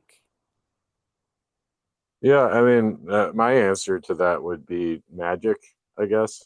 Like, because I think what people get hung up with a lot of high weirdness is trying to think of it in technological terms, Yeah, and it's like, I don't know, there's something beyond this because 2109 is talking in terms of sci-fi, but also gets into concepts like souls. He's talking about he who like is willing to lose his soul step forward, like. yeah. So there's it, but And Ken plays into it. I mean, he kind of yeah. eggs him on with that. So yeah, I think you have to sort of problematize that. You have to look at it and go, well, hang on a minute. So if it is technological, because according to Thomas Lucas, 2109, a black one has turned up with a device. So it is technological if there's a device that creates glowing words in front of him when he says them. right. So if you start with the technological and then you start to interrogate the bits around it, like, well, hang on a minute, why would speech to text understand original pronunciation and transcribe it and spell it that way when we know that our technology today doesn't do that. So why would it switch before 2109? And then you start to go, well, okay, so maybe it isn't a technological thing. Perhaps it is magic. Right. Perhaps early technology, like future technology, is the same as magic. Yeah. Perhaps that becomes technology. Yeah. You know, if they've engineered a way. So I did start thinking about it as 20 people, some people in 2109 doing some sort of experiment to see if they could talk to somebody from history in the place they are. Perhaps there's a school there in 2109 or a university, Mhm. and they want to see if they could talk to somebody. And that Ken and Deb sort of interfered. They sort of got into that stream Yeah. with a computer. Do the people that live in that house now have a computer? Are they getting weird messages? Right. Because if there's a stream from 2109 to 1548 that was intercepted by Ken and Deb in 1985, well, you'd think it would be intercepted by computers further back. But if 2109 were doing that and they sent this gadget through their time portal that they'd created with their 2109 version of technology, what were they doing? Why? Right. Like, you know, if it's about Bill and Ted, they're trying to do their homework. They don't ask them any questions. They don't do anything exciting with it. If it's anthropologists in 2109 or historians trying to find it, don't get involved in all this, you know, blackmailing people. It's there's all sorts of things when you start to interrogate it in that respect, you sort of, well, even if it's magic, why? Well, and Why this are is they the thing magically? is 2109 liked to act like it was in control, but it's possible that it wasn't. I mean, and if 2109 is willing to claim that it was altering messages from Lucas or hindering them in some way, and it was probably doing the same to the message going to Lucas and what he could see. Yeah. Um, who's to say that somebody else wasn't doing that with the messages from 2109? And there And is if, the character of one as well, which is totally yes, that we didn't even mention that, but it's just I think yeah. that's the one that's really in charge. It just So, reminds me of the prisoner, really. yeah. So I'm quite interested in the idea of one being the trickster. Yeah. One and perhaps the role of a trickster, perhaps the reason we get poltergeist activity and we get this high strangeness and men in black and stuff is because any communication with the future would ruin the timeline. Right. And so there are things that just turn it into a nonsense, Yeah. that just make it unbelievable and confuse everybody so that they have conversations like this. Yeah. Rather than going, oh my God, we spoke to 2109 and they told us this thing. So perhaps that's their role in this, is to stop errant school children trying to cheat on their history homework. Yeah. You know, you know, how these things all fit together. What I find quite fascinating about it is that it would appear to be a ghost story, but there are no ghosts in it, but there is everything else. Yeah. And it Well, definitely right. has that high strangeness sense of lots of varied things happening, none of them really making any sense, and everybody just being like, oh, what's happened again? Which seems to go along with these sort of periods of high strangeness, that it Mhm. becomes very normalized very quickly and is an annoyance. Perhaps that's how they counter us accidentally discovering things we shouldn't discover, but just boring us to death. Yeah. Just intercepting and talking about chickens. You know, perhaps it's I don't know. There's a lot of um ways in which you can start to look at it. But I think it's only by tugging at the little strands that are hanging out that would be very easy to verify, Mhm. because you know, I'm starting sort of, and it's sort of led me down this path from the ways that I'm looking at things, that Peter Chinder, if there was a hoaxer, he's got more motive, he's got opportunity and means, because he's with the computer and he's interfering in stuff. Hmm. Would a dry English teacher Yeah. who did a degree at Oxford in the 50s uh, be making up stuff about the future and creating high strangeness? I don't know, but Well, I'd be wondering if he had any background in like mentalism or stage magic, because I feel like you would need that to be able to pull that off that yeah, well, right? and he doesn't strike me as that sort of person. So Right. what I want to do is pull at all of these threads and see what questions come out of them. And then what I'd like to do is go to Dodleston, hang about, see what it feels like, see what it looks like, see how far away the school is and how that all fits together, get into that, speak to the people around Dodleston and say, look, do you remember this happening? People used to talk about it. They spend a lot of their time in the pub Hmm. while they're waiting for messages and stuff. That would go around a pub like wildfire. Right. That'll be a Yeah. pub conversation for decades. Are people doing this? Is there anything odd happening in that house now? Because a 2109 is still able to communicate through that vertical plane. Hmm.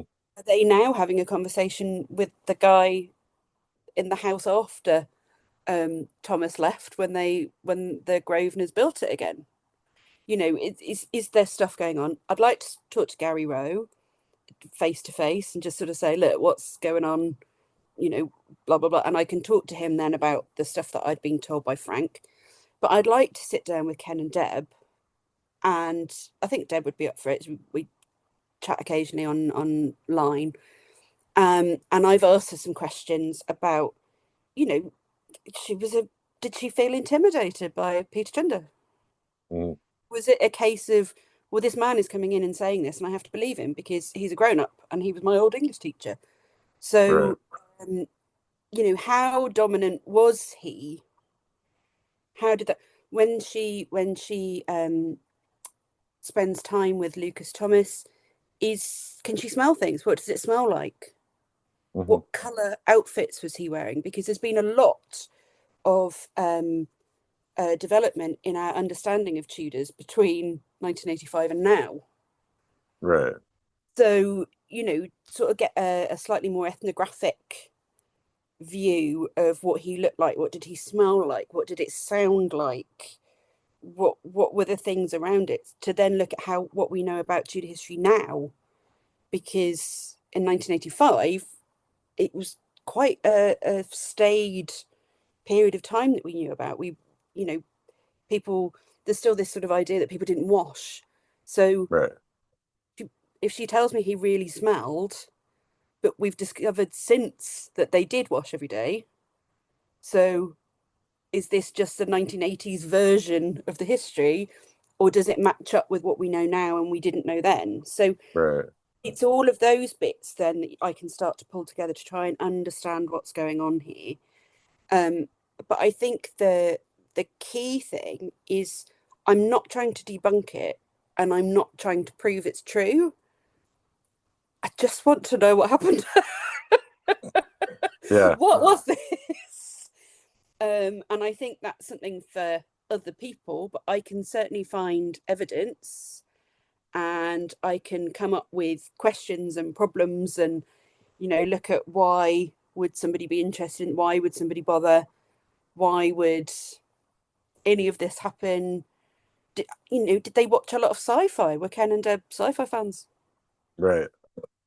I mean, it Um, does sound like something that might happen on Doctor Who, you know? well, yeah, but they might have never. I've never watched Doctor Who. It's never interested me. Yeah. So they might have just not ever been. They might have not had a telly. I don't know. It's Right. that stuff. It's the stuff underneath as to how much contact they had with stuff and what sort of people were they. And so Well, it seemed like they were musicians, right? So I feel like there's a creativity aspect to this as mm, well, right? So, but Ken's very sensible. Ken doesn't want the limelight. yeah. He won't be interviewed on camera. He's a respected economist. He doesn't seem like the type that's prone to flights of fancy. Mm. But equally, I can ask them about the type of music they were playing, which might tell me a little bit about what they were doing otherwise. Was it all free jazz? Yeah. Were they all, were they all like down the line? Oh, we're doing a cover of this exactly from the music, or are we, having a joint at the back in Well, right. between? That stuff. Just try and get some of the surrounding information. But if this sort of thing happened on the Isle of Man, it's like, oh yeah, they're all weird over there. There's all sorts of stuff. Is Dodleston the sort of place these things happen? No, I was trying to get an idea of where that is. I mean, it's within Wales, right? It's just outside of Wales, so Okay. there's the border between England and Wales in that area has been contested at various points. Okay. So I think the school is in Wales, but the village is outside of Wales. It's right on the border. All right. Which then also brings around a lot of questions, like why doesn't Lucas Thomas mention Welsh? Right. If he can't understand what they're saying in their messages, why doesn't he say, "Oh, you speak Welsh"? Because in the 1540s, Welsh was spoken in Wales, which is Right. just over there. Yeah. So that would have factored, surely, that sort of thing. That sort of just get a sense of the landscape, and if there's things that would have been obvious things to talk about that then aren't talked about, Yeah. just Yeah. to try and get a fit. So it's quite inland where it is, but yeah, North Wales, just on the border of England and Wales.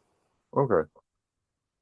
Huh. Um, are they doing things now that might lead us to think that perhaps in 100 years' time there'll be something there? Yeah. Is there one of the local universities is starting to spread out to there or something? I've no idea, but any of that sort of thing where you start to go, okay, I could project forward 100 years Hmm. and think, okay, so maybe this would make sense that there'd be something here that would allow for a technological something. Or Yeah, was it'd be there? interesting to know if their old cottage is even still there, you know? Yeah, 'Cause I I think know it a lot of is. things have gotten raised and they built Yeah, up rental properties, you know? yeah. Well, it's probably an Airbnb now. I might even be able to go and Yeah. stay in it. Um, I mean, if it is, I would. Um, but what is, because it's going to be a very small house. But was there mining? Are there holes under the ground under them? Um, is there any evidence that Thomas's house was actually there? Because the evidence that is there is that Thomas talks about the sandstone um, stones, but they'd been uncovered during the building work. Right. So anybody involved knew they were there. And but as somebody with that sort of academic background, I can probably get into, and I know how to use archives and find maps and see what there is there. That because it might have been a pond, Yeah.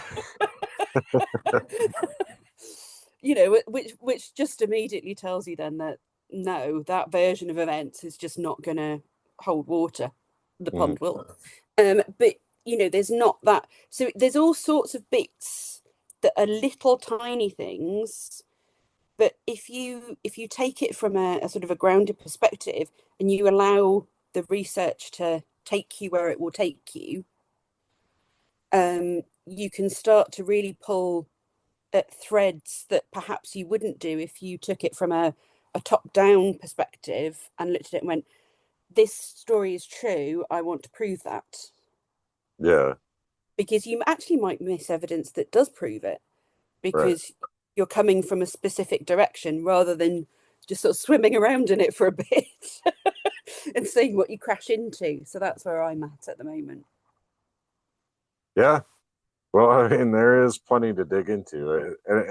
Any stone you turn over in this story just reveals more questions, you know? Yeah, yeah, it really does because it's so dense, and there is a huge amount that we. So, what I would like to do, if possible, because my background is in dealing with manuscripts, 18th, 19th century manuscripts, but still, is to go and look at the box of stuff that Ken and Deb have, because one of the things that hasn't been undertaken, as far as I'm aware, is any paleography. So Mhm. the stuff that's been written by Lucas, I've never seen handwriting like that before. I have done, I have seen bits of early modern script, and they didn't look like that.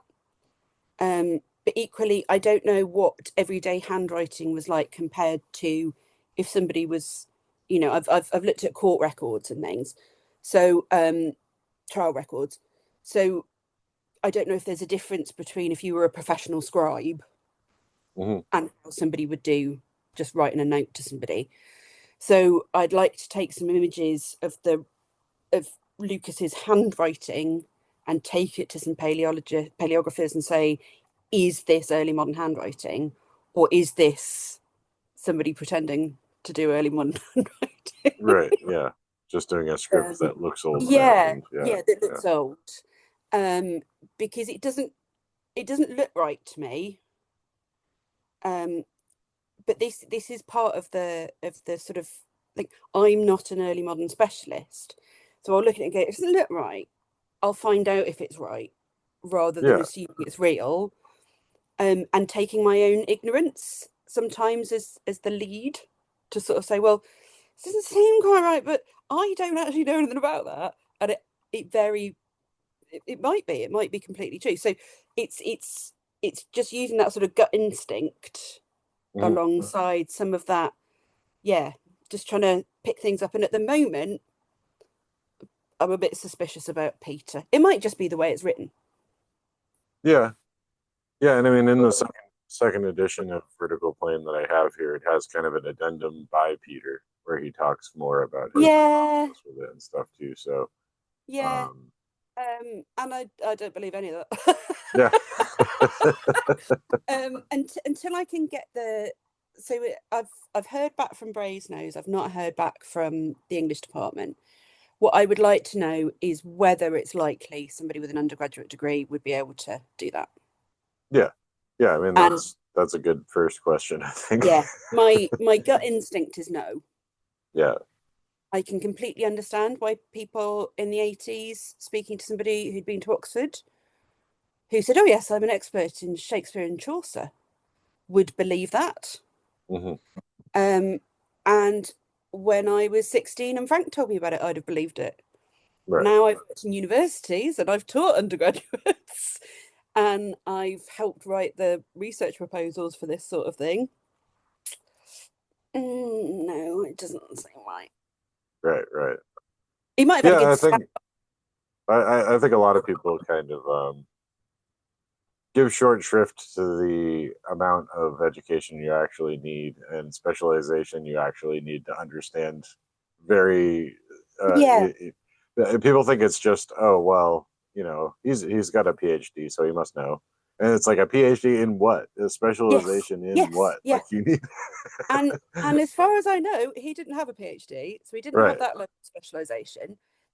And he's very confident. right, So the fact that he's able to recognize that it's a Bristolian dialect, I mean, that's well beyond. So, I mean, I've got a PhD in music, and I can look at tunes and sort of tell where they are. I wouldn't have been able to do that as an undergraduate for something that right. I didn't study, because he wouldn't have studied Bristolian English because it's not a thing really. Um, but there isn't enough I don't knows. He's Yeah. very sure. Oh yes, this looks completely right. This means this, this means this. This is from Bristol. This is because of this, that, and the other. Would an educated man use his dialect from being a child if he was in hiding in Well, at the that's other one end of thing the country? yeah, that's one thing I've tended to notice with a lot of academics, and I think it's the intellectually honest way to proceed, is you can say, like, this is my feeling about it. This is what we know.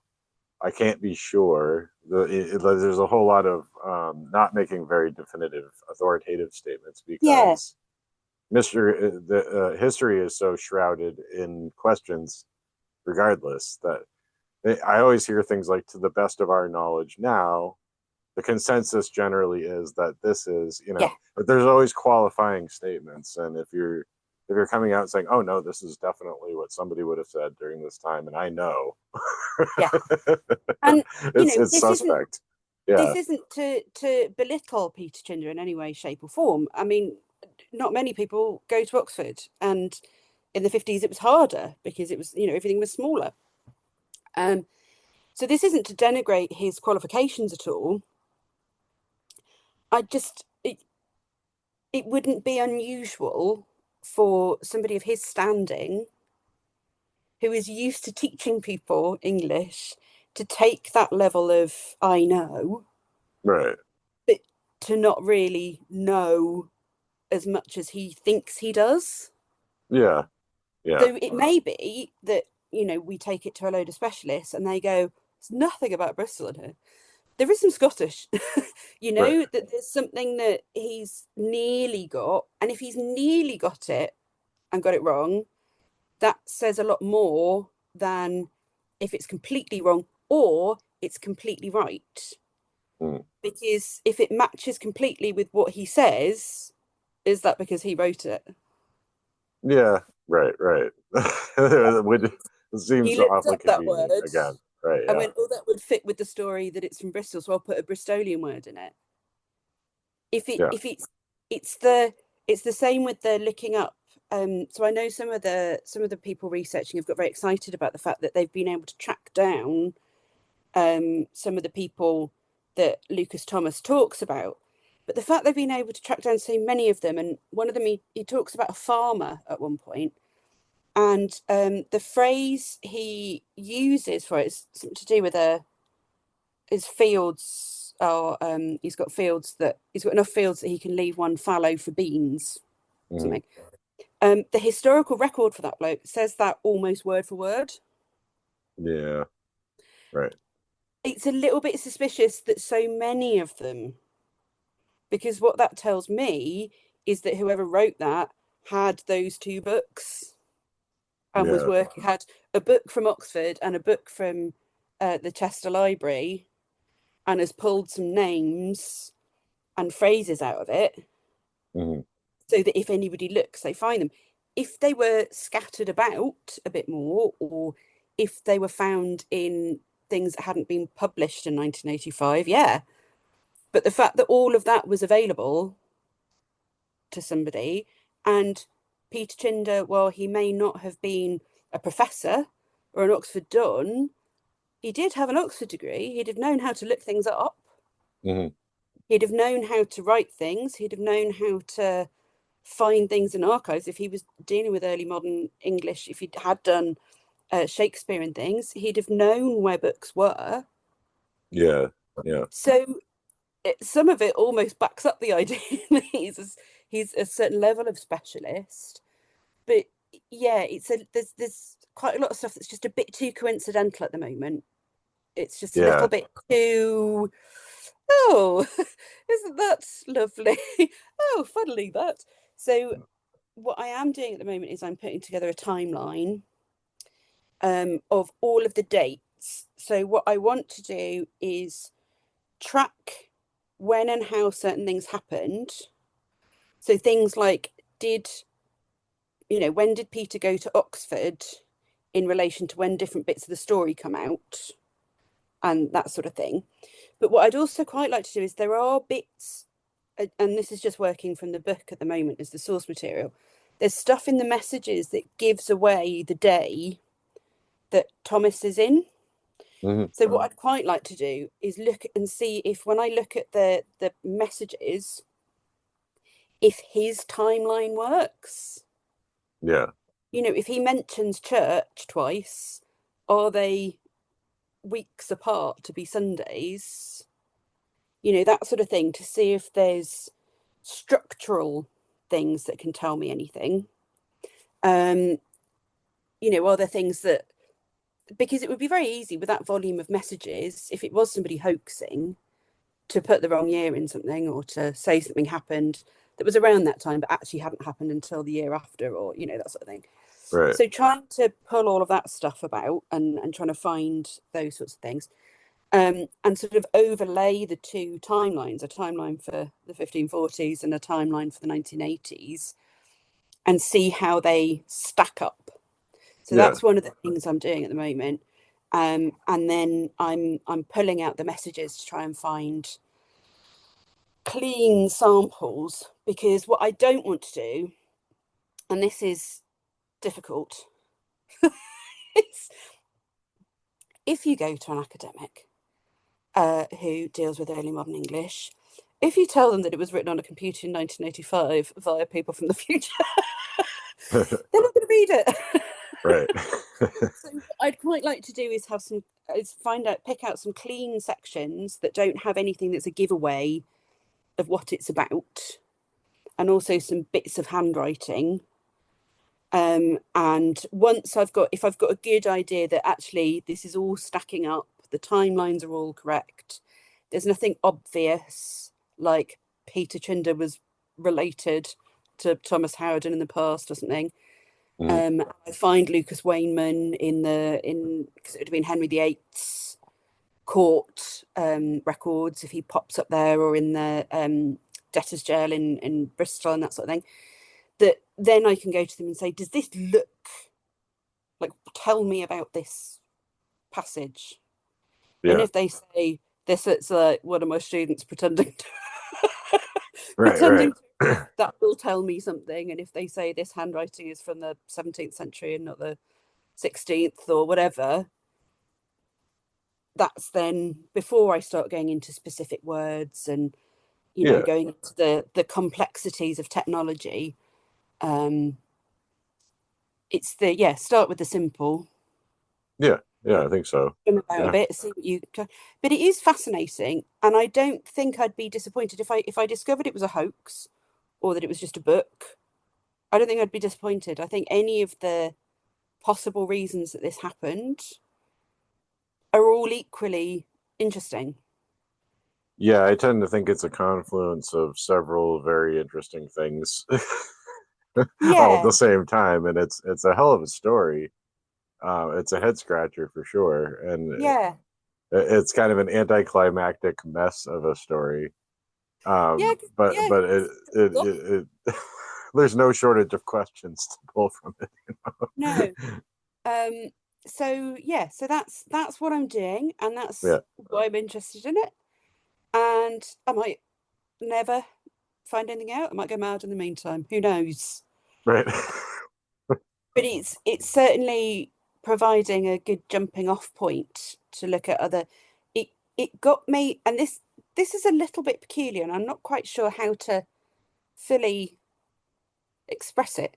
For my entire life that I've been aware of it, I have been petrified by the Mothman. Okay. Absolutely petrified. I couldn't read about it. It would make me feel funny, and I'd be like, oh. Since I started looking at Dodleston, that's gone away, and things keep leading me back to John Keel and Mothman, and just that whole ethos, I think, of being like, what's this about? Bit mad. I think the whole sort of John Keel not being, these are ghosts and the spirits of people. It's Right. all very, this is just a load of weird stuff, and I'm just going to document it. I quite like the fact that he's involved in his own documentation when Yeah. he gets reported back to himself as a man in black, and you're like, okay, that tells me this is real. He's actually finding stuff out. And I think this idea of perhaps a trickster, this whole sort of just a load of weird stuff and people thinking it's normal and then just sort of ending, Yeah. fits quite clearly with it. And there is something about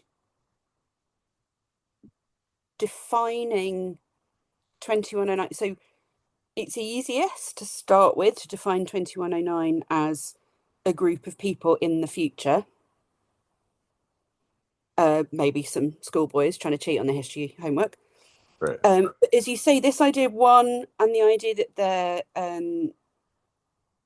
tricksters or entities, this idea of ultra terrestrial and the idea of UFO sightings being time slips Hmm. and us seeing ourselves in the future, for some reason, and I can't put my finger on it, seems to fit with this. It seems to Yeah. that's that. So if that's happening, perhaps these ones aren't in a UFO; they're just in an office. Yeah. But the idea that this sort of fluidity of time, and that when that fluidity happens, there's a load of weird stuff. Hmm. So perhaps it's things. I've never been comfortable with the idea that ghosts are the spirits of dead people. That doesn't make any sense to me. And I think, having lived with a poltergeist a couple of times, I'm not quite sure. The idea of it being some sort of psychic thing from us, that makes sense to me. Yeah. The idea that so I have you ever looked into the Philadelphia experiment? Yeah. So there's the stuff about the fact that when it moved through time, the space shifted, and so everything got jumbled up. Hmm. So the idea that the reason all that stuff is stacked up or fallen over is because the time has meant things have shifted within the house. And so some things have moved with one time and some things have moved with another. That that Yeah, it's out of phase in some way. yeah, it's sort of nebulous enough to potentially explain the levels of weirdness. Yeah. And if there is a bit of this time slip that's relatively stable, it would explain why, because Thomas can see them in their house. He can see their house. Yeah, and they can't see him really. Yeah, Yeah. he doesn't really explain what that looks like. So is it an overlay? Do Ken and Deb look like ghosts to him? Are they sort of see through and walking Yeah. about? Or is he just in their house now and he can't Yeah, see it's his? almost, I kind of got the impression that every once in a while it was almost like he'd trip and fall into their time, and he'd be Yeah, trapped there as a ghost that they can't see and be like, yeah, what did you do to my house? And uh, then all of a sudden he'd be back in his normal time yeah, and very confused about it and think that that was something they were doing to him. At first he was like, why are you doing this to me? What are you doing to my house? yeah, Like, yeah. But then he recognizes it as them stealing him. So they're sort of in his space. So, but that sort of slightly wibbly, yeah. sort of non-specific. Oh, that's all a bit weird. And it seems, but I don't know. I don't know if I'd class it as a synchronicity, but there's something about the way they've both come into my mind at the same time that's maybe go, okay, that makes a bit more sense. If it's just a point in space Yeah. where time is chaotic. Yeah. The only thing that would uh, detract from that is that the conversation is linear. They're not just getting random messages. It's a back and forth. Well, right. But I mean, you get into complex theories about how time actually works. And like I said, if you're a being that doesn't exist within linear time, um, I'm sure anything you do would seem absurd and pointless to Yeah, somebody that does. And but I mean, I guess your very presence could arrange for that linearity to exist between two separate timelines simultaneously. And yeah, it may be something that only happens periodically. Like, um, I know in the 80s you had kind of like a harmonic convergence with all the planets being in alignment period for a short period. Like maybe because of that, that vertical plane opened up for 18 months and then just yeah. who knows? Who knows what's behind all this stuff? The thing is that that vertical plane might have been open for a lot longer. It might still be open. Right. Or it might open up every 20 years or every 50 Yeah, years, or you don't know, right? because So, the other thing that did strike me, I was looking at something to do with, what was I looking at? Somebody was doing the Estes method, and they were explaining how this worked. And I was like, oh, okay. So with my vague recollection of physics from school, BBC computers are very analog, although they're digital. The big, slow, simple things. Was was it acting almost like like a spirit box yeah, where whatever was being sent, if we imagine that there's some sort of time interdimensional Wi-Fi, that messages were going from Thomas up to 2109 and 2109 back. Is it just that the 1985 this BBC computer was just early enough in computing that it was picking up? It's just interference coming right. in that space. But one of the drivers for the way I'm looking at it is that I did physics to A level, which in the UK at the time was quite a high level. And I have a relative understanding of how things work. We did special relativity and all that sort of stuff. But time travel really hurts my brain, and I Mm. really don't want to have to get into it. Yeah, I So love it. if I can prove all of this just by looking at history books and talking to people, that would be great.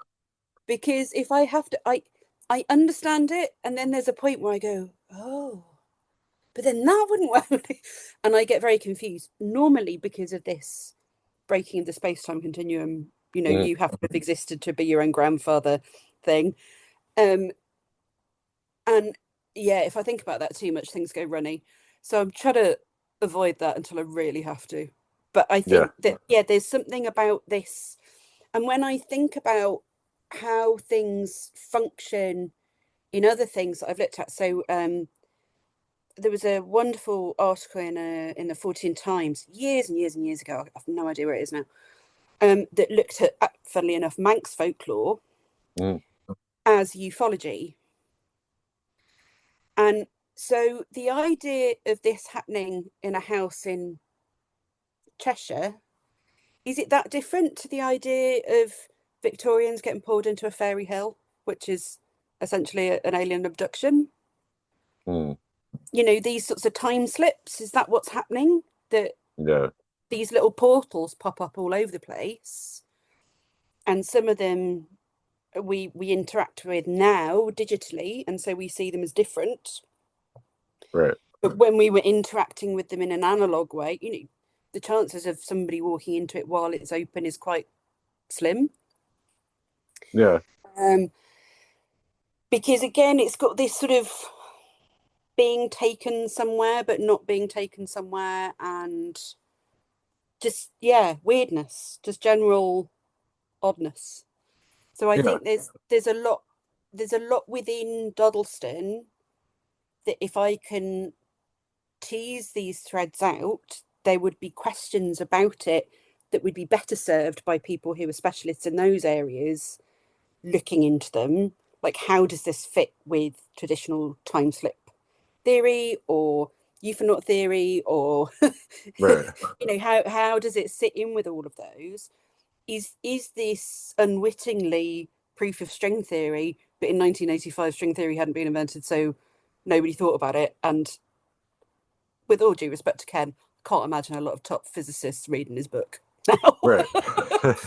So, is there all of this stuff that it opens up and is clear physical evidence of? Because if these bits of paper that Ken and Deb have got writing on from 1548, if they Yeah, have, what does that mean for all of those things? So I think it's not just trying to solve the Dodleston messages, it's about unfurling the potential of the Dodleston messages hmm, to be a number of things, and to try and find out how it fits in the world with what we know and what we may know in the near future. yeah. Yeah, well said. If Um, that I'm officially off on one there.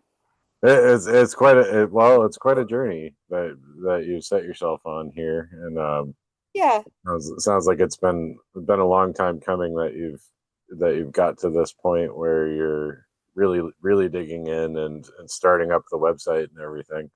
yeah. So, I've not wanted to write things down very much because I'm aware I'm not a specialist in a lot of areas.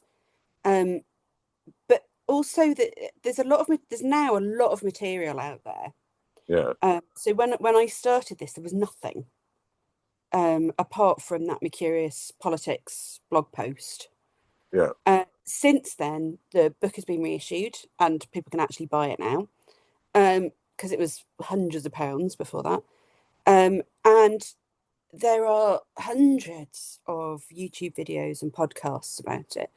right, But all of the ones that I've seen so far, with the exception of the one that's a full series, um, are just retelling what's in the vertical plane.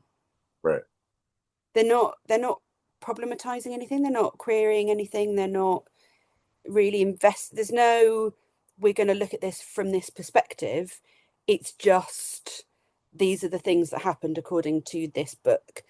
And I've not seen anything, and again, it may be because I've not seen it, not because it doesn't exist, um, that doesn't start with the book.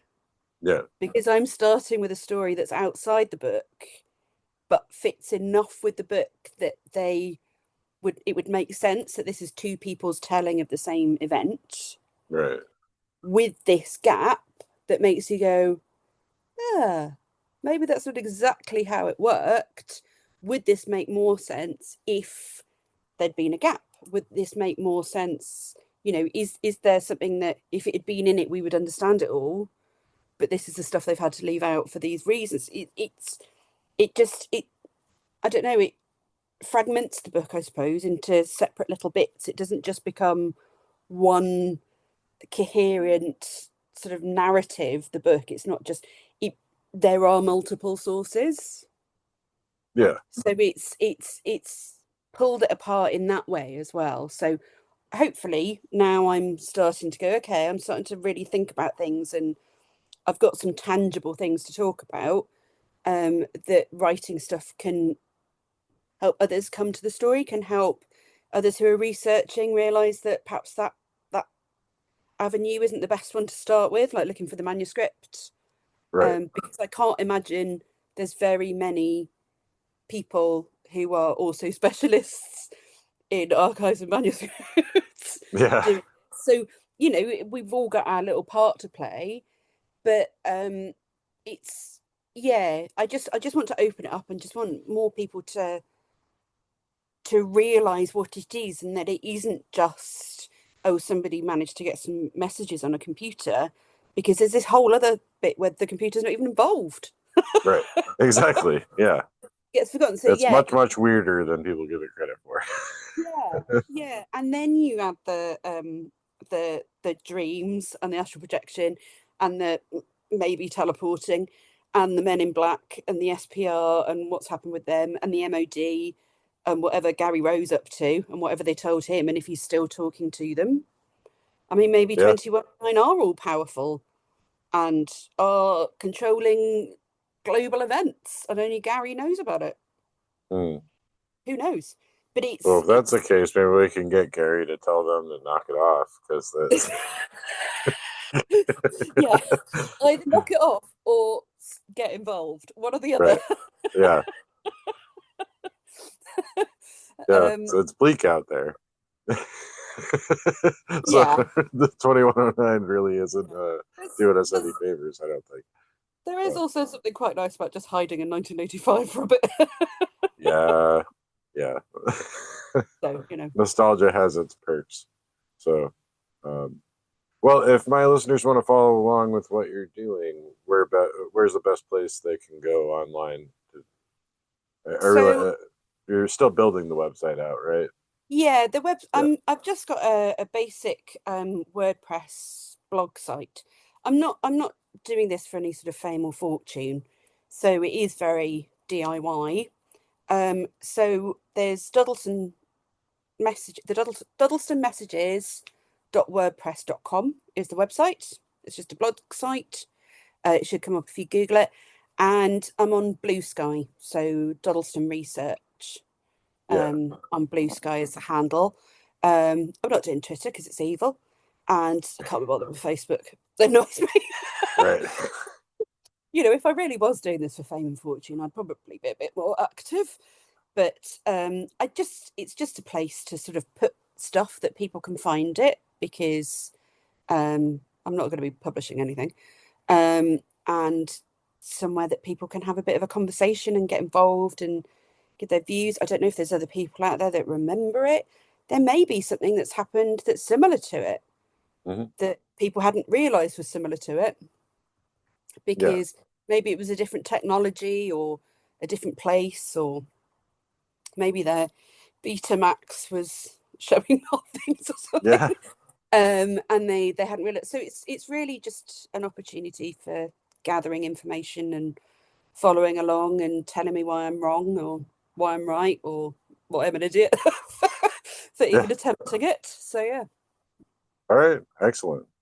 Well, I'm really glad that we connected and had an opportunity to discuss this really strange case, because like I said, it's a head scratcher and it's a fun one to really pull apart. So thank you so much, Jazia, for coming on the show.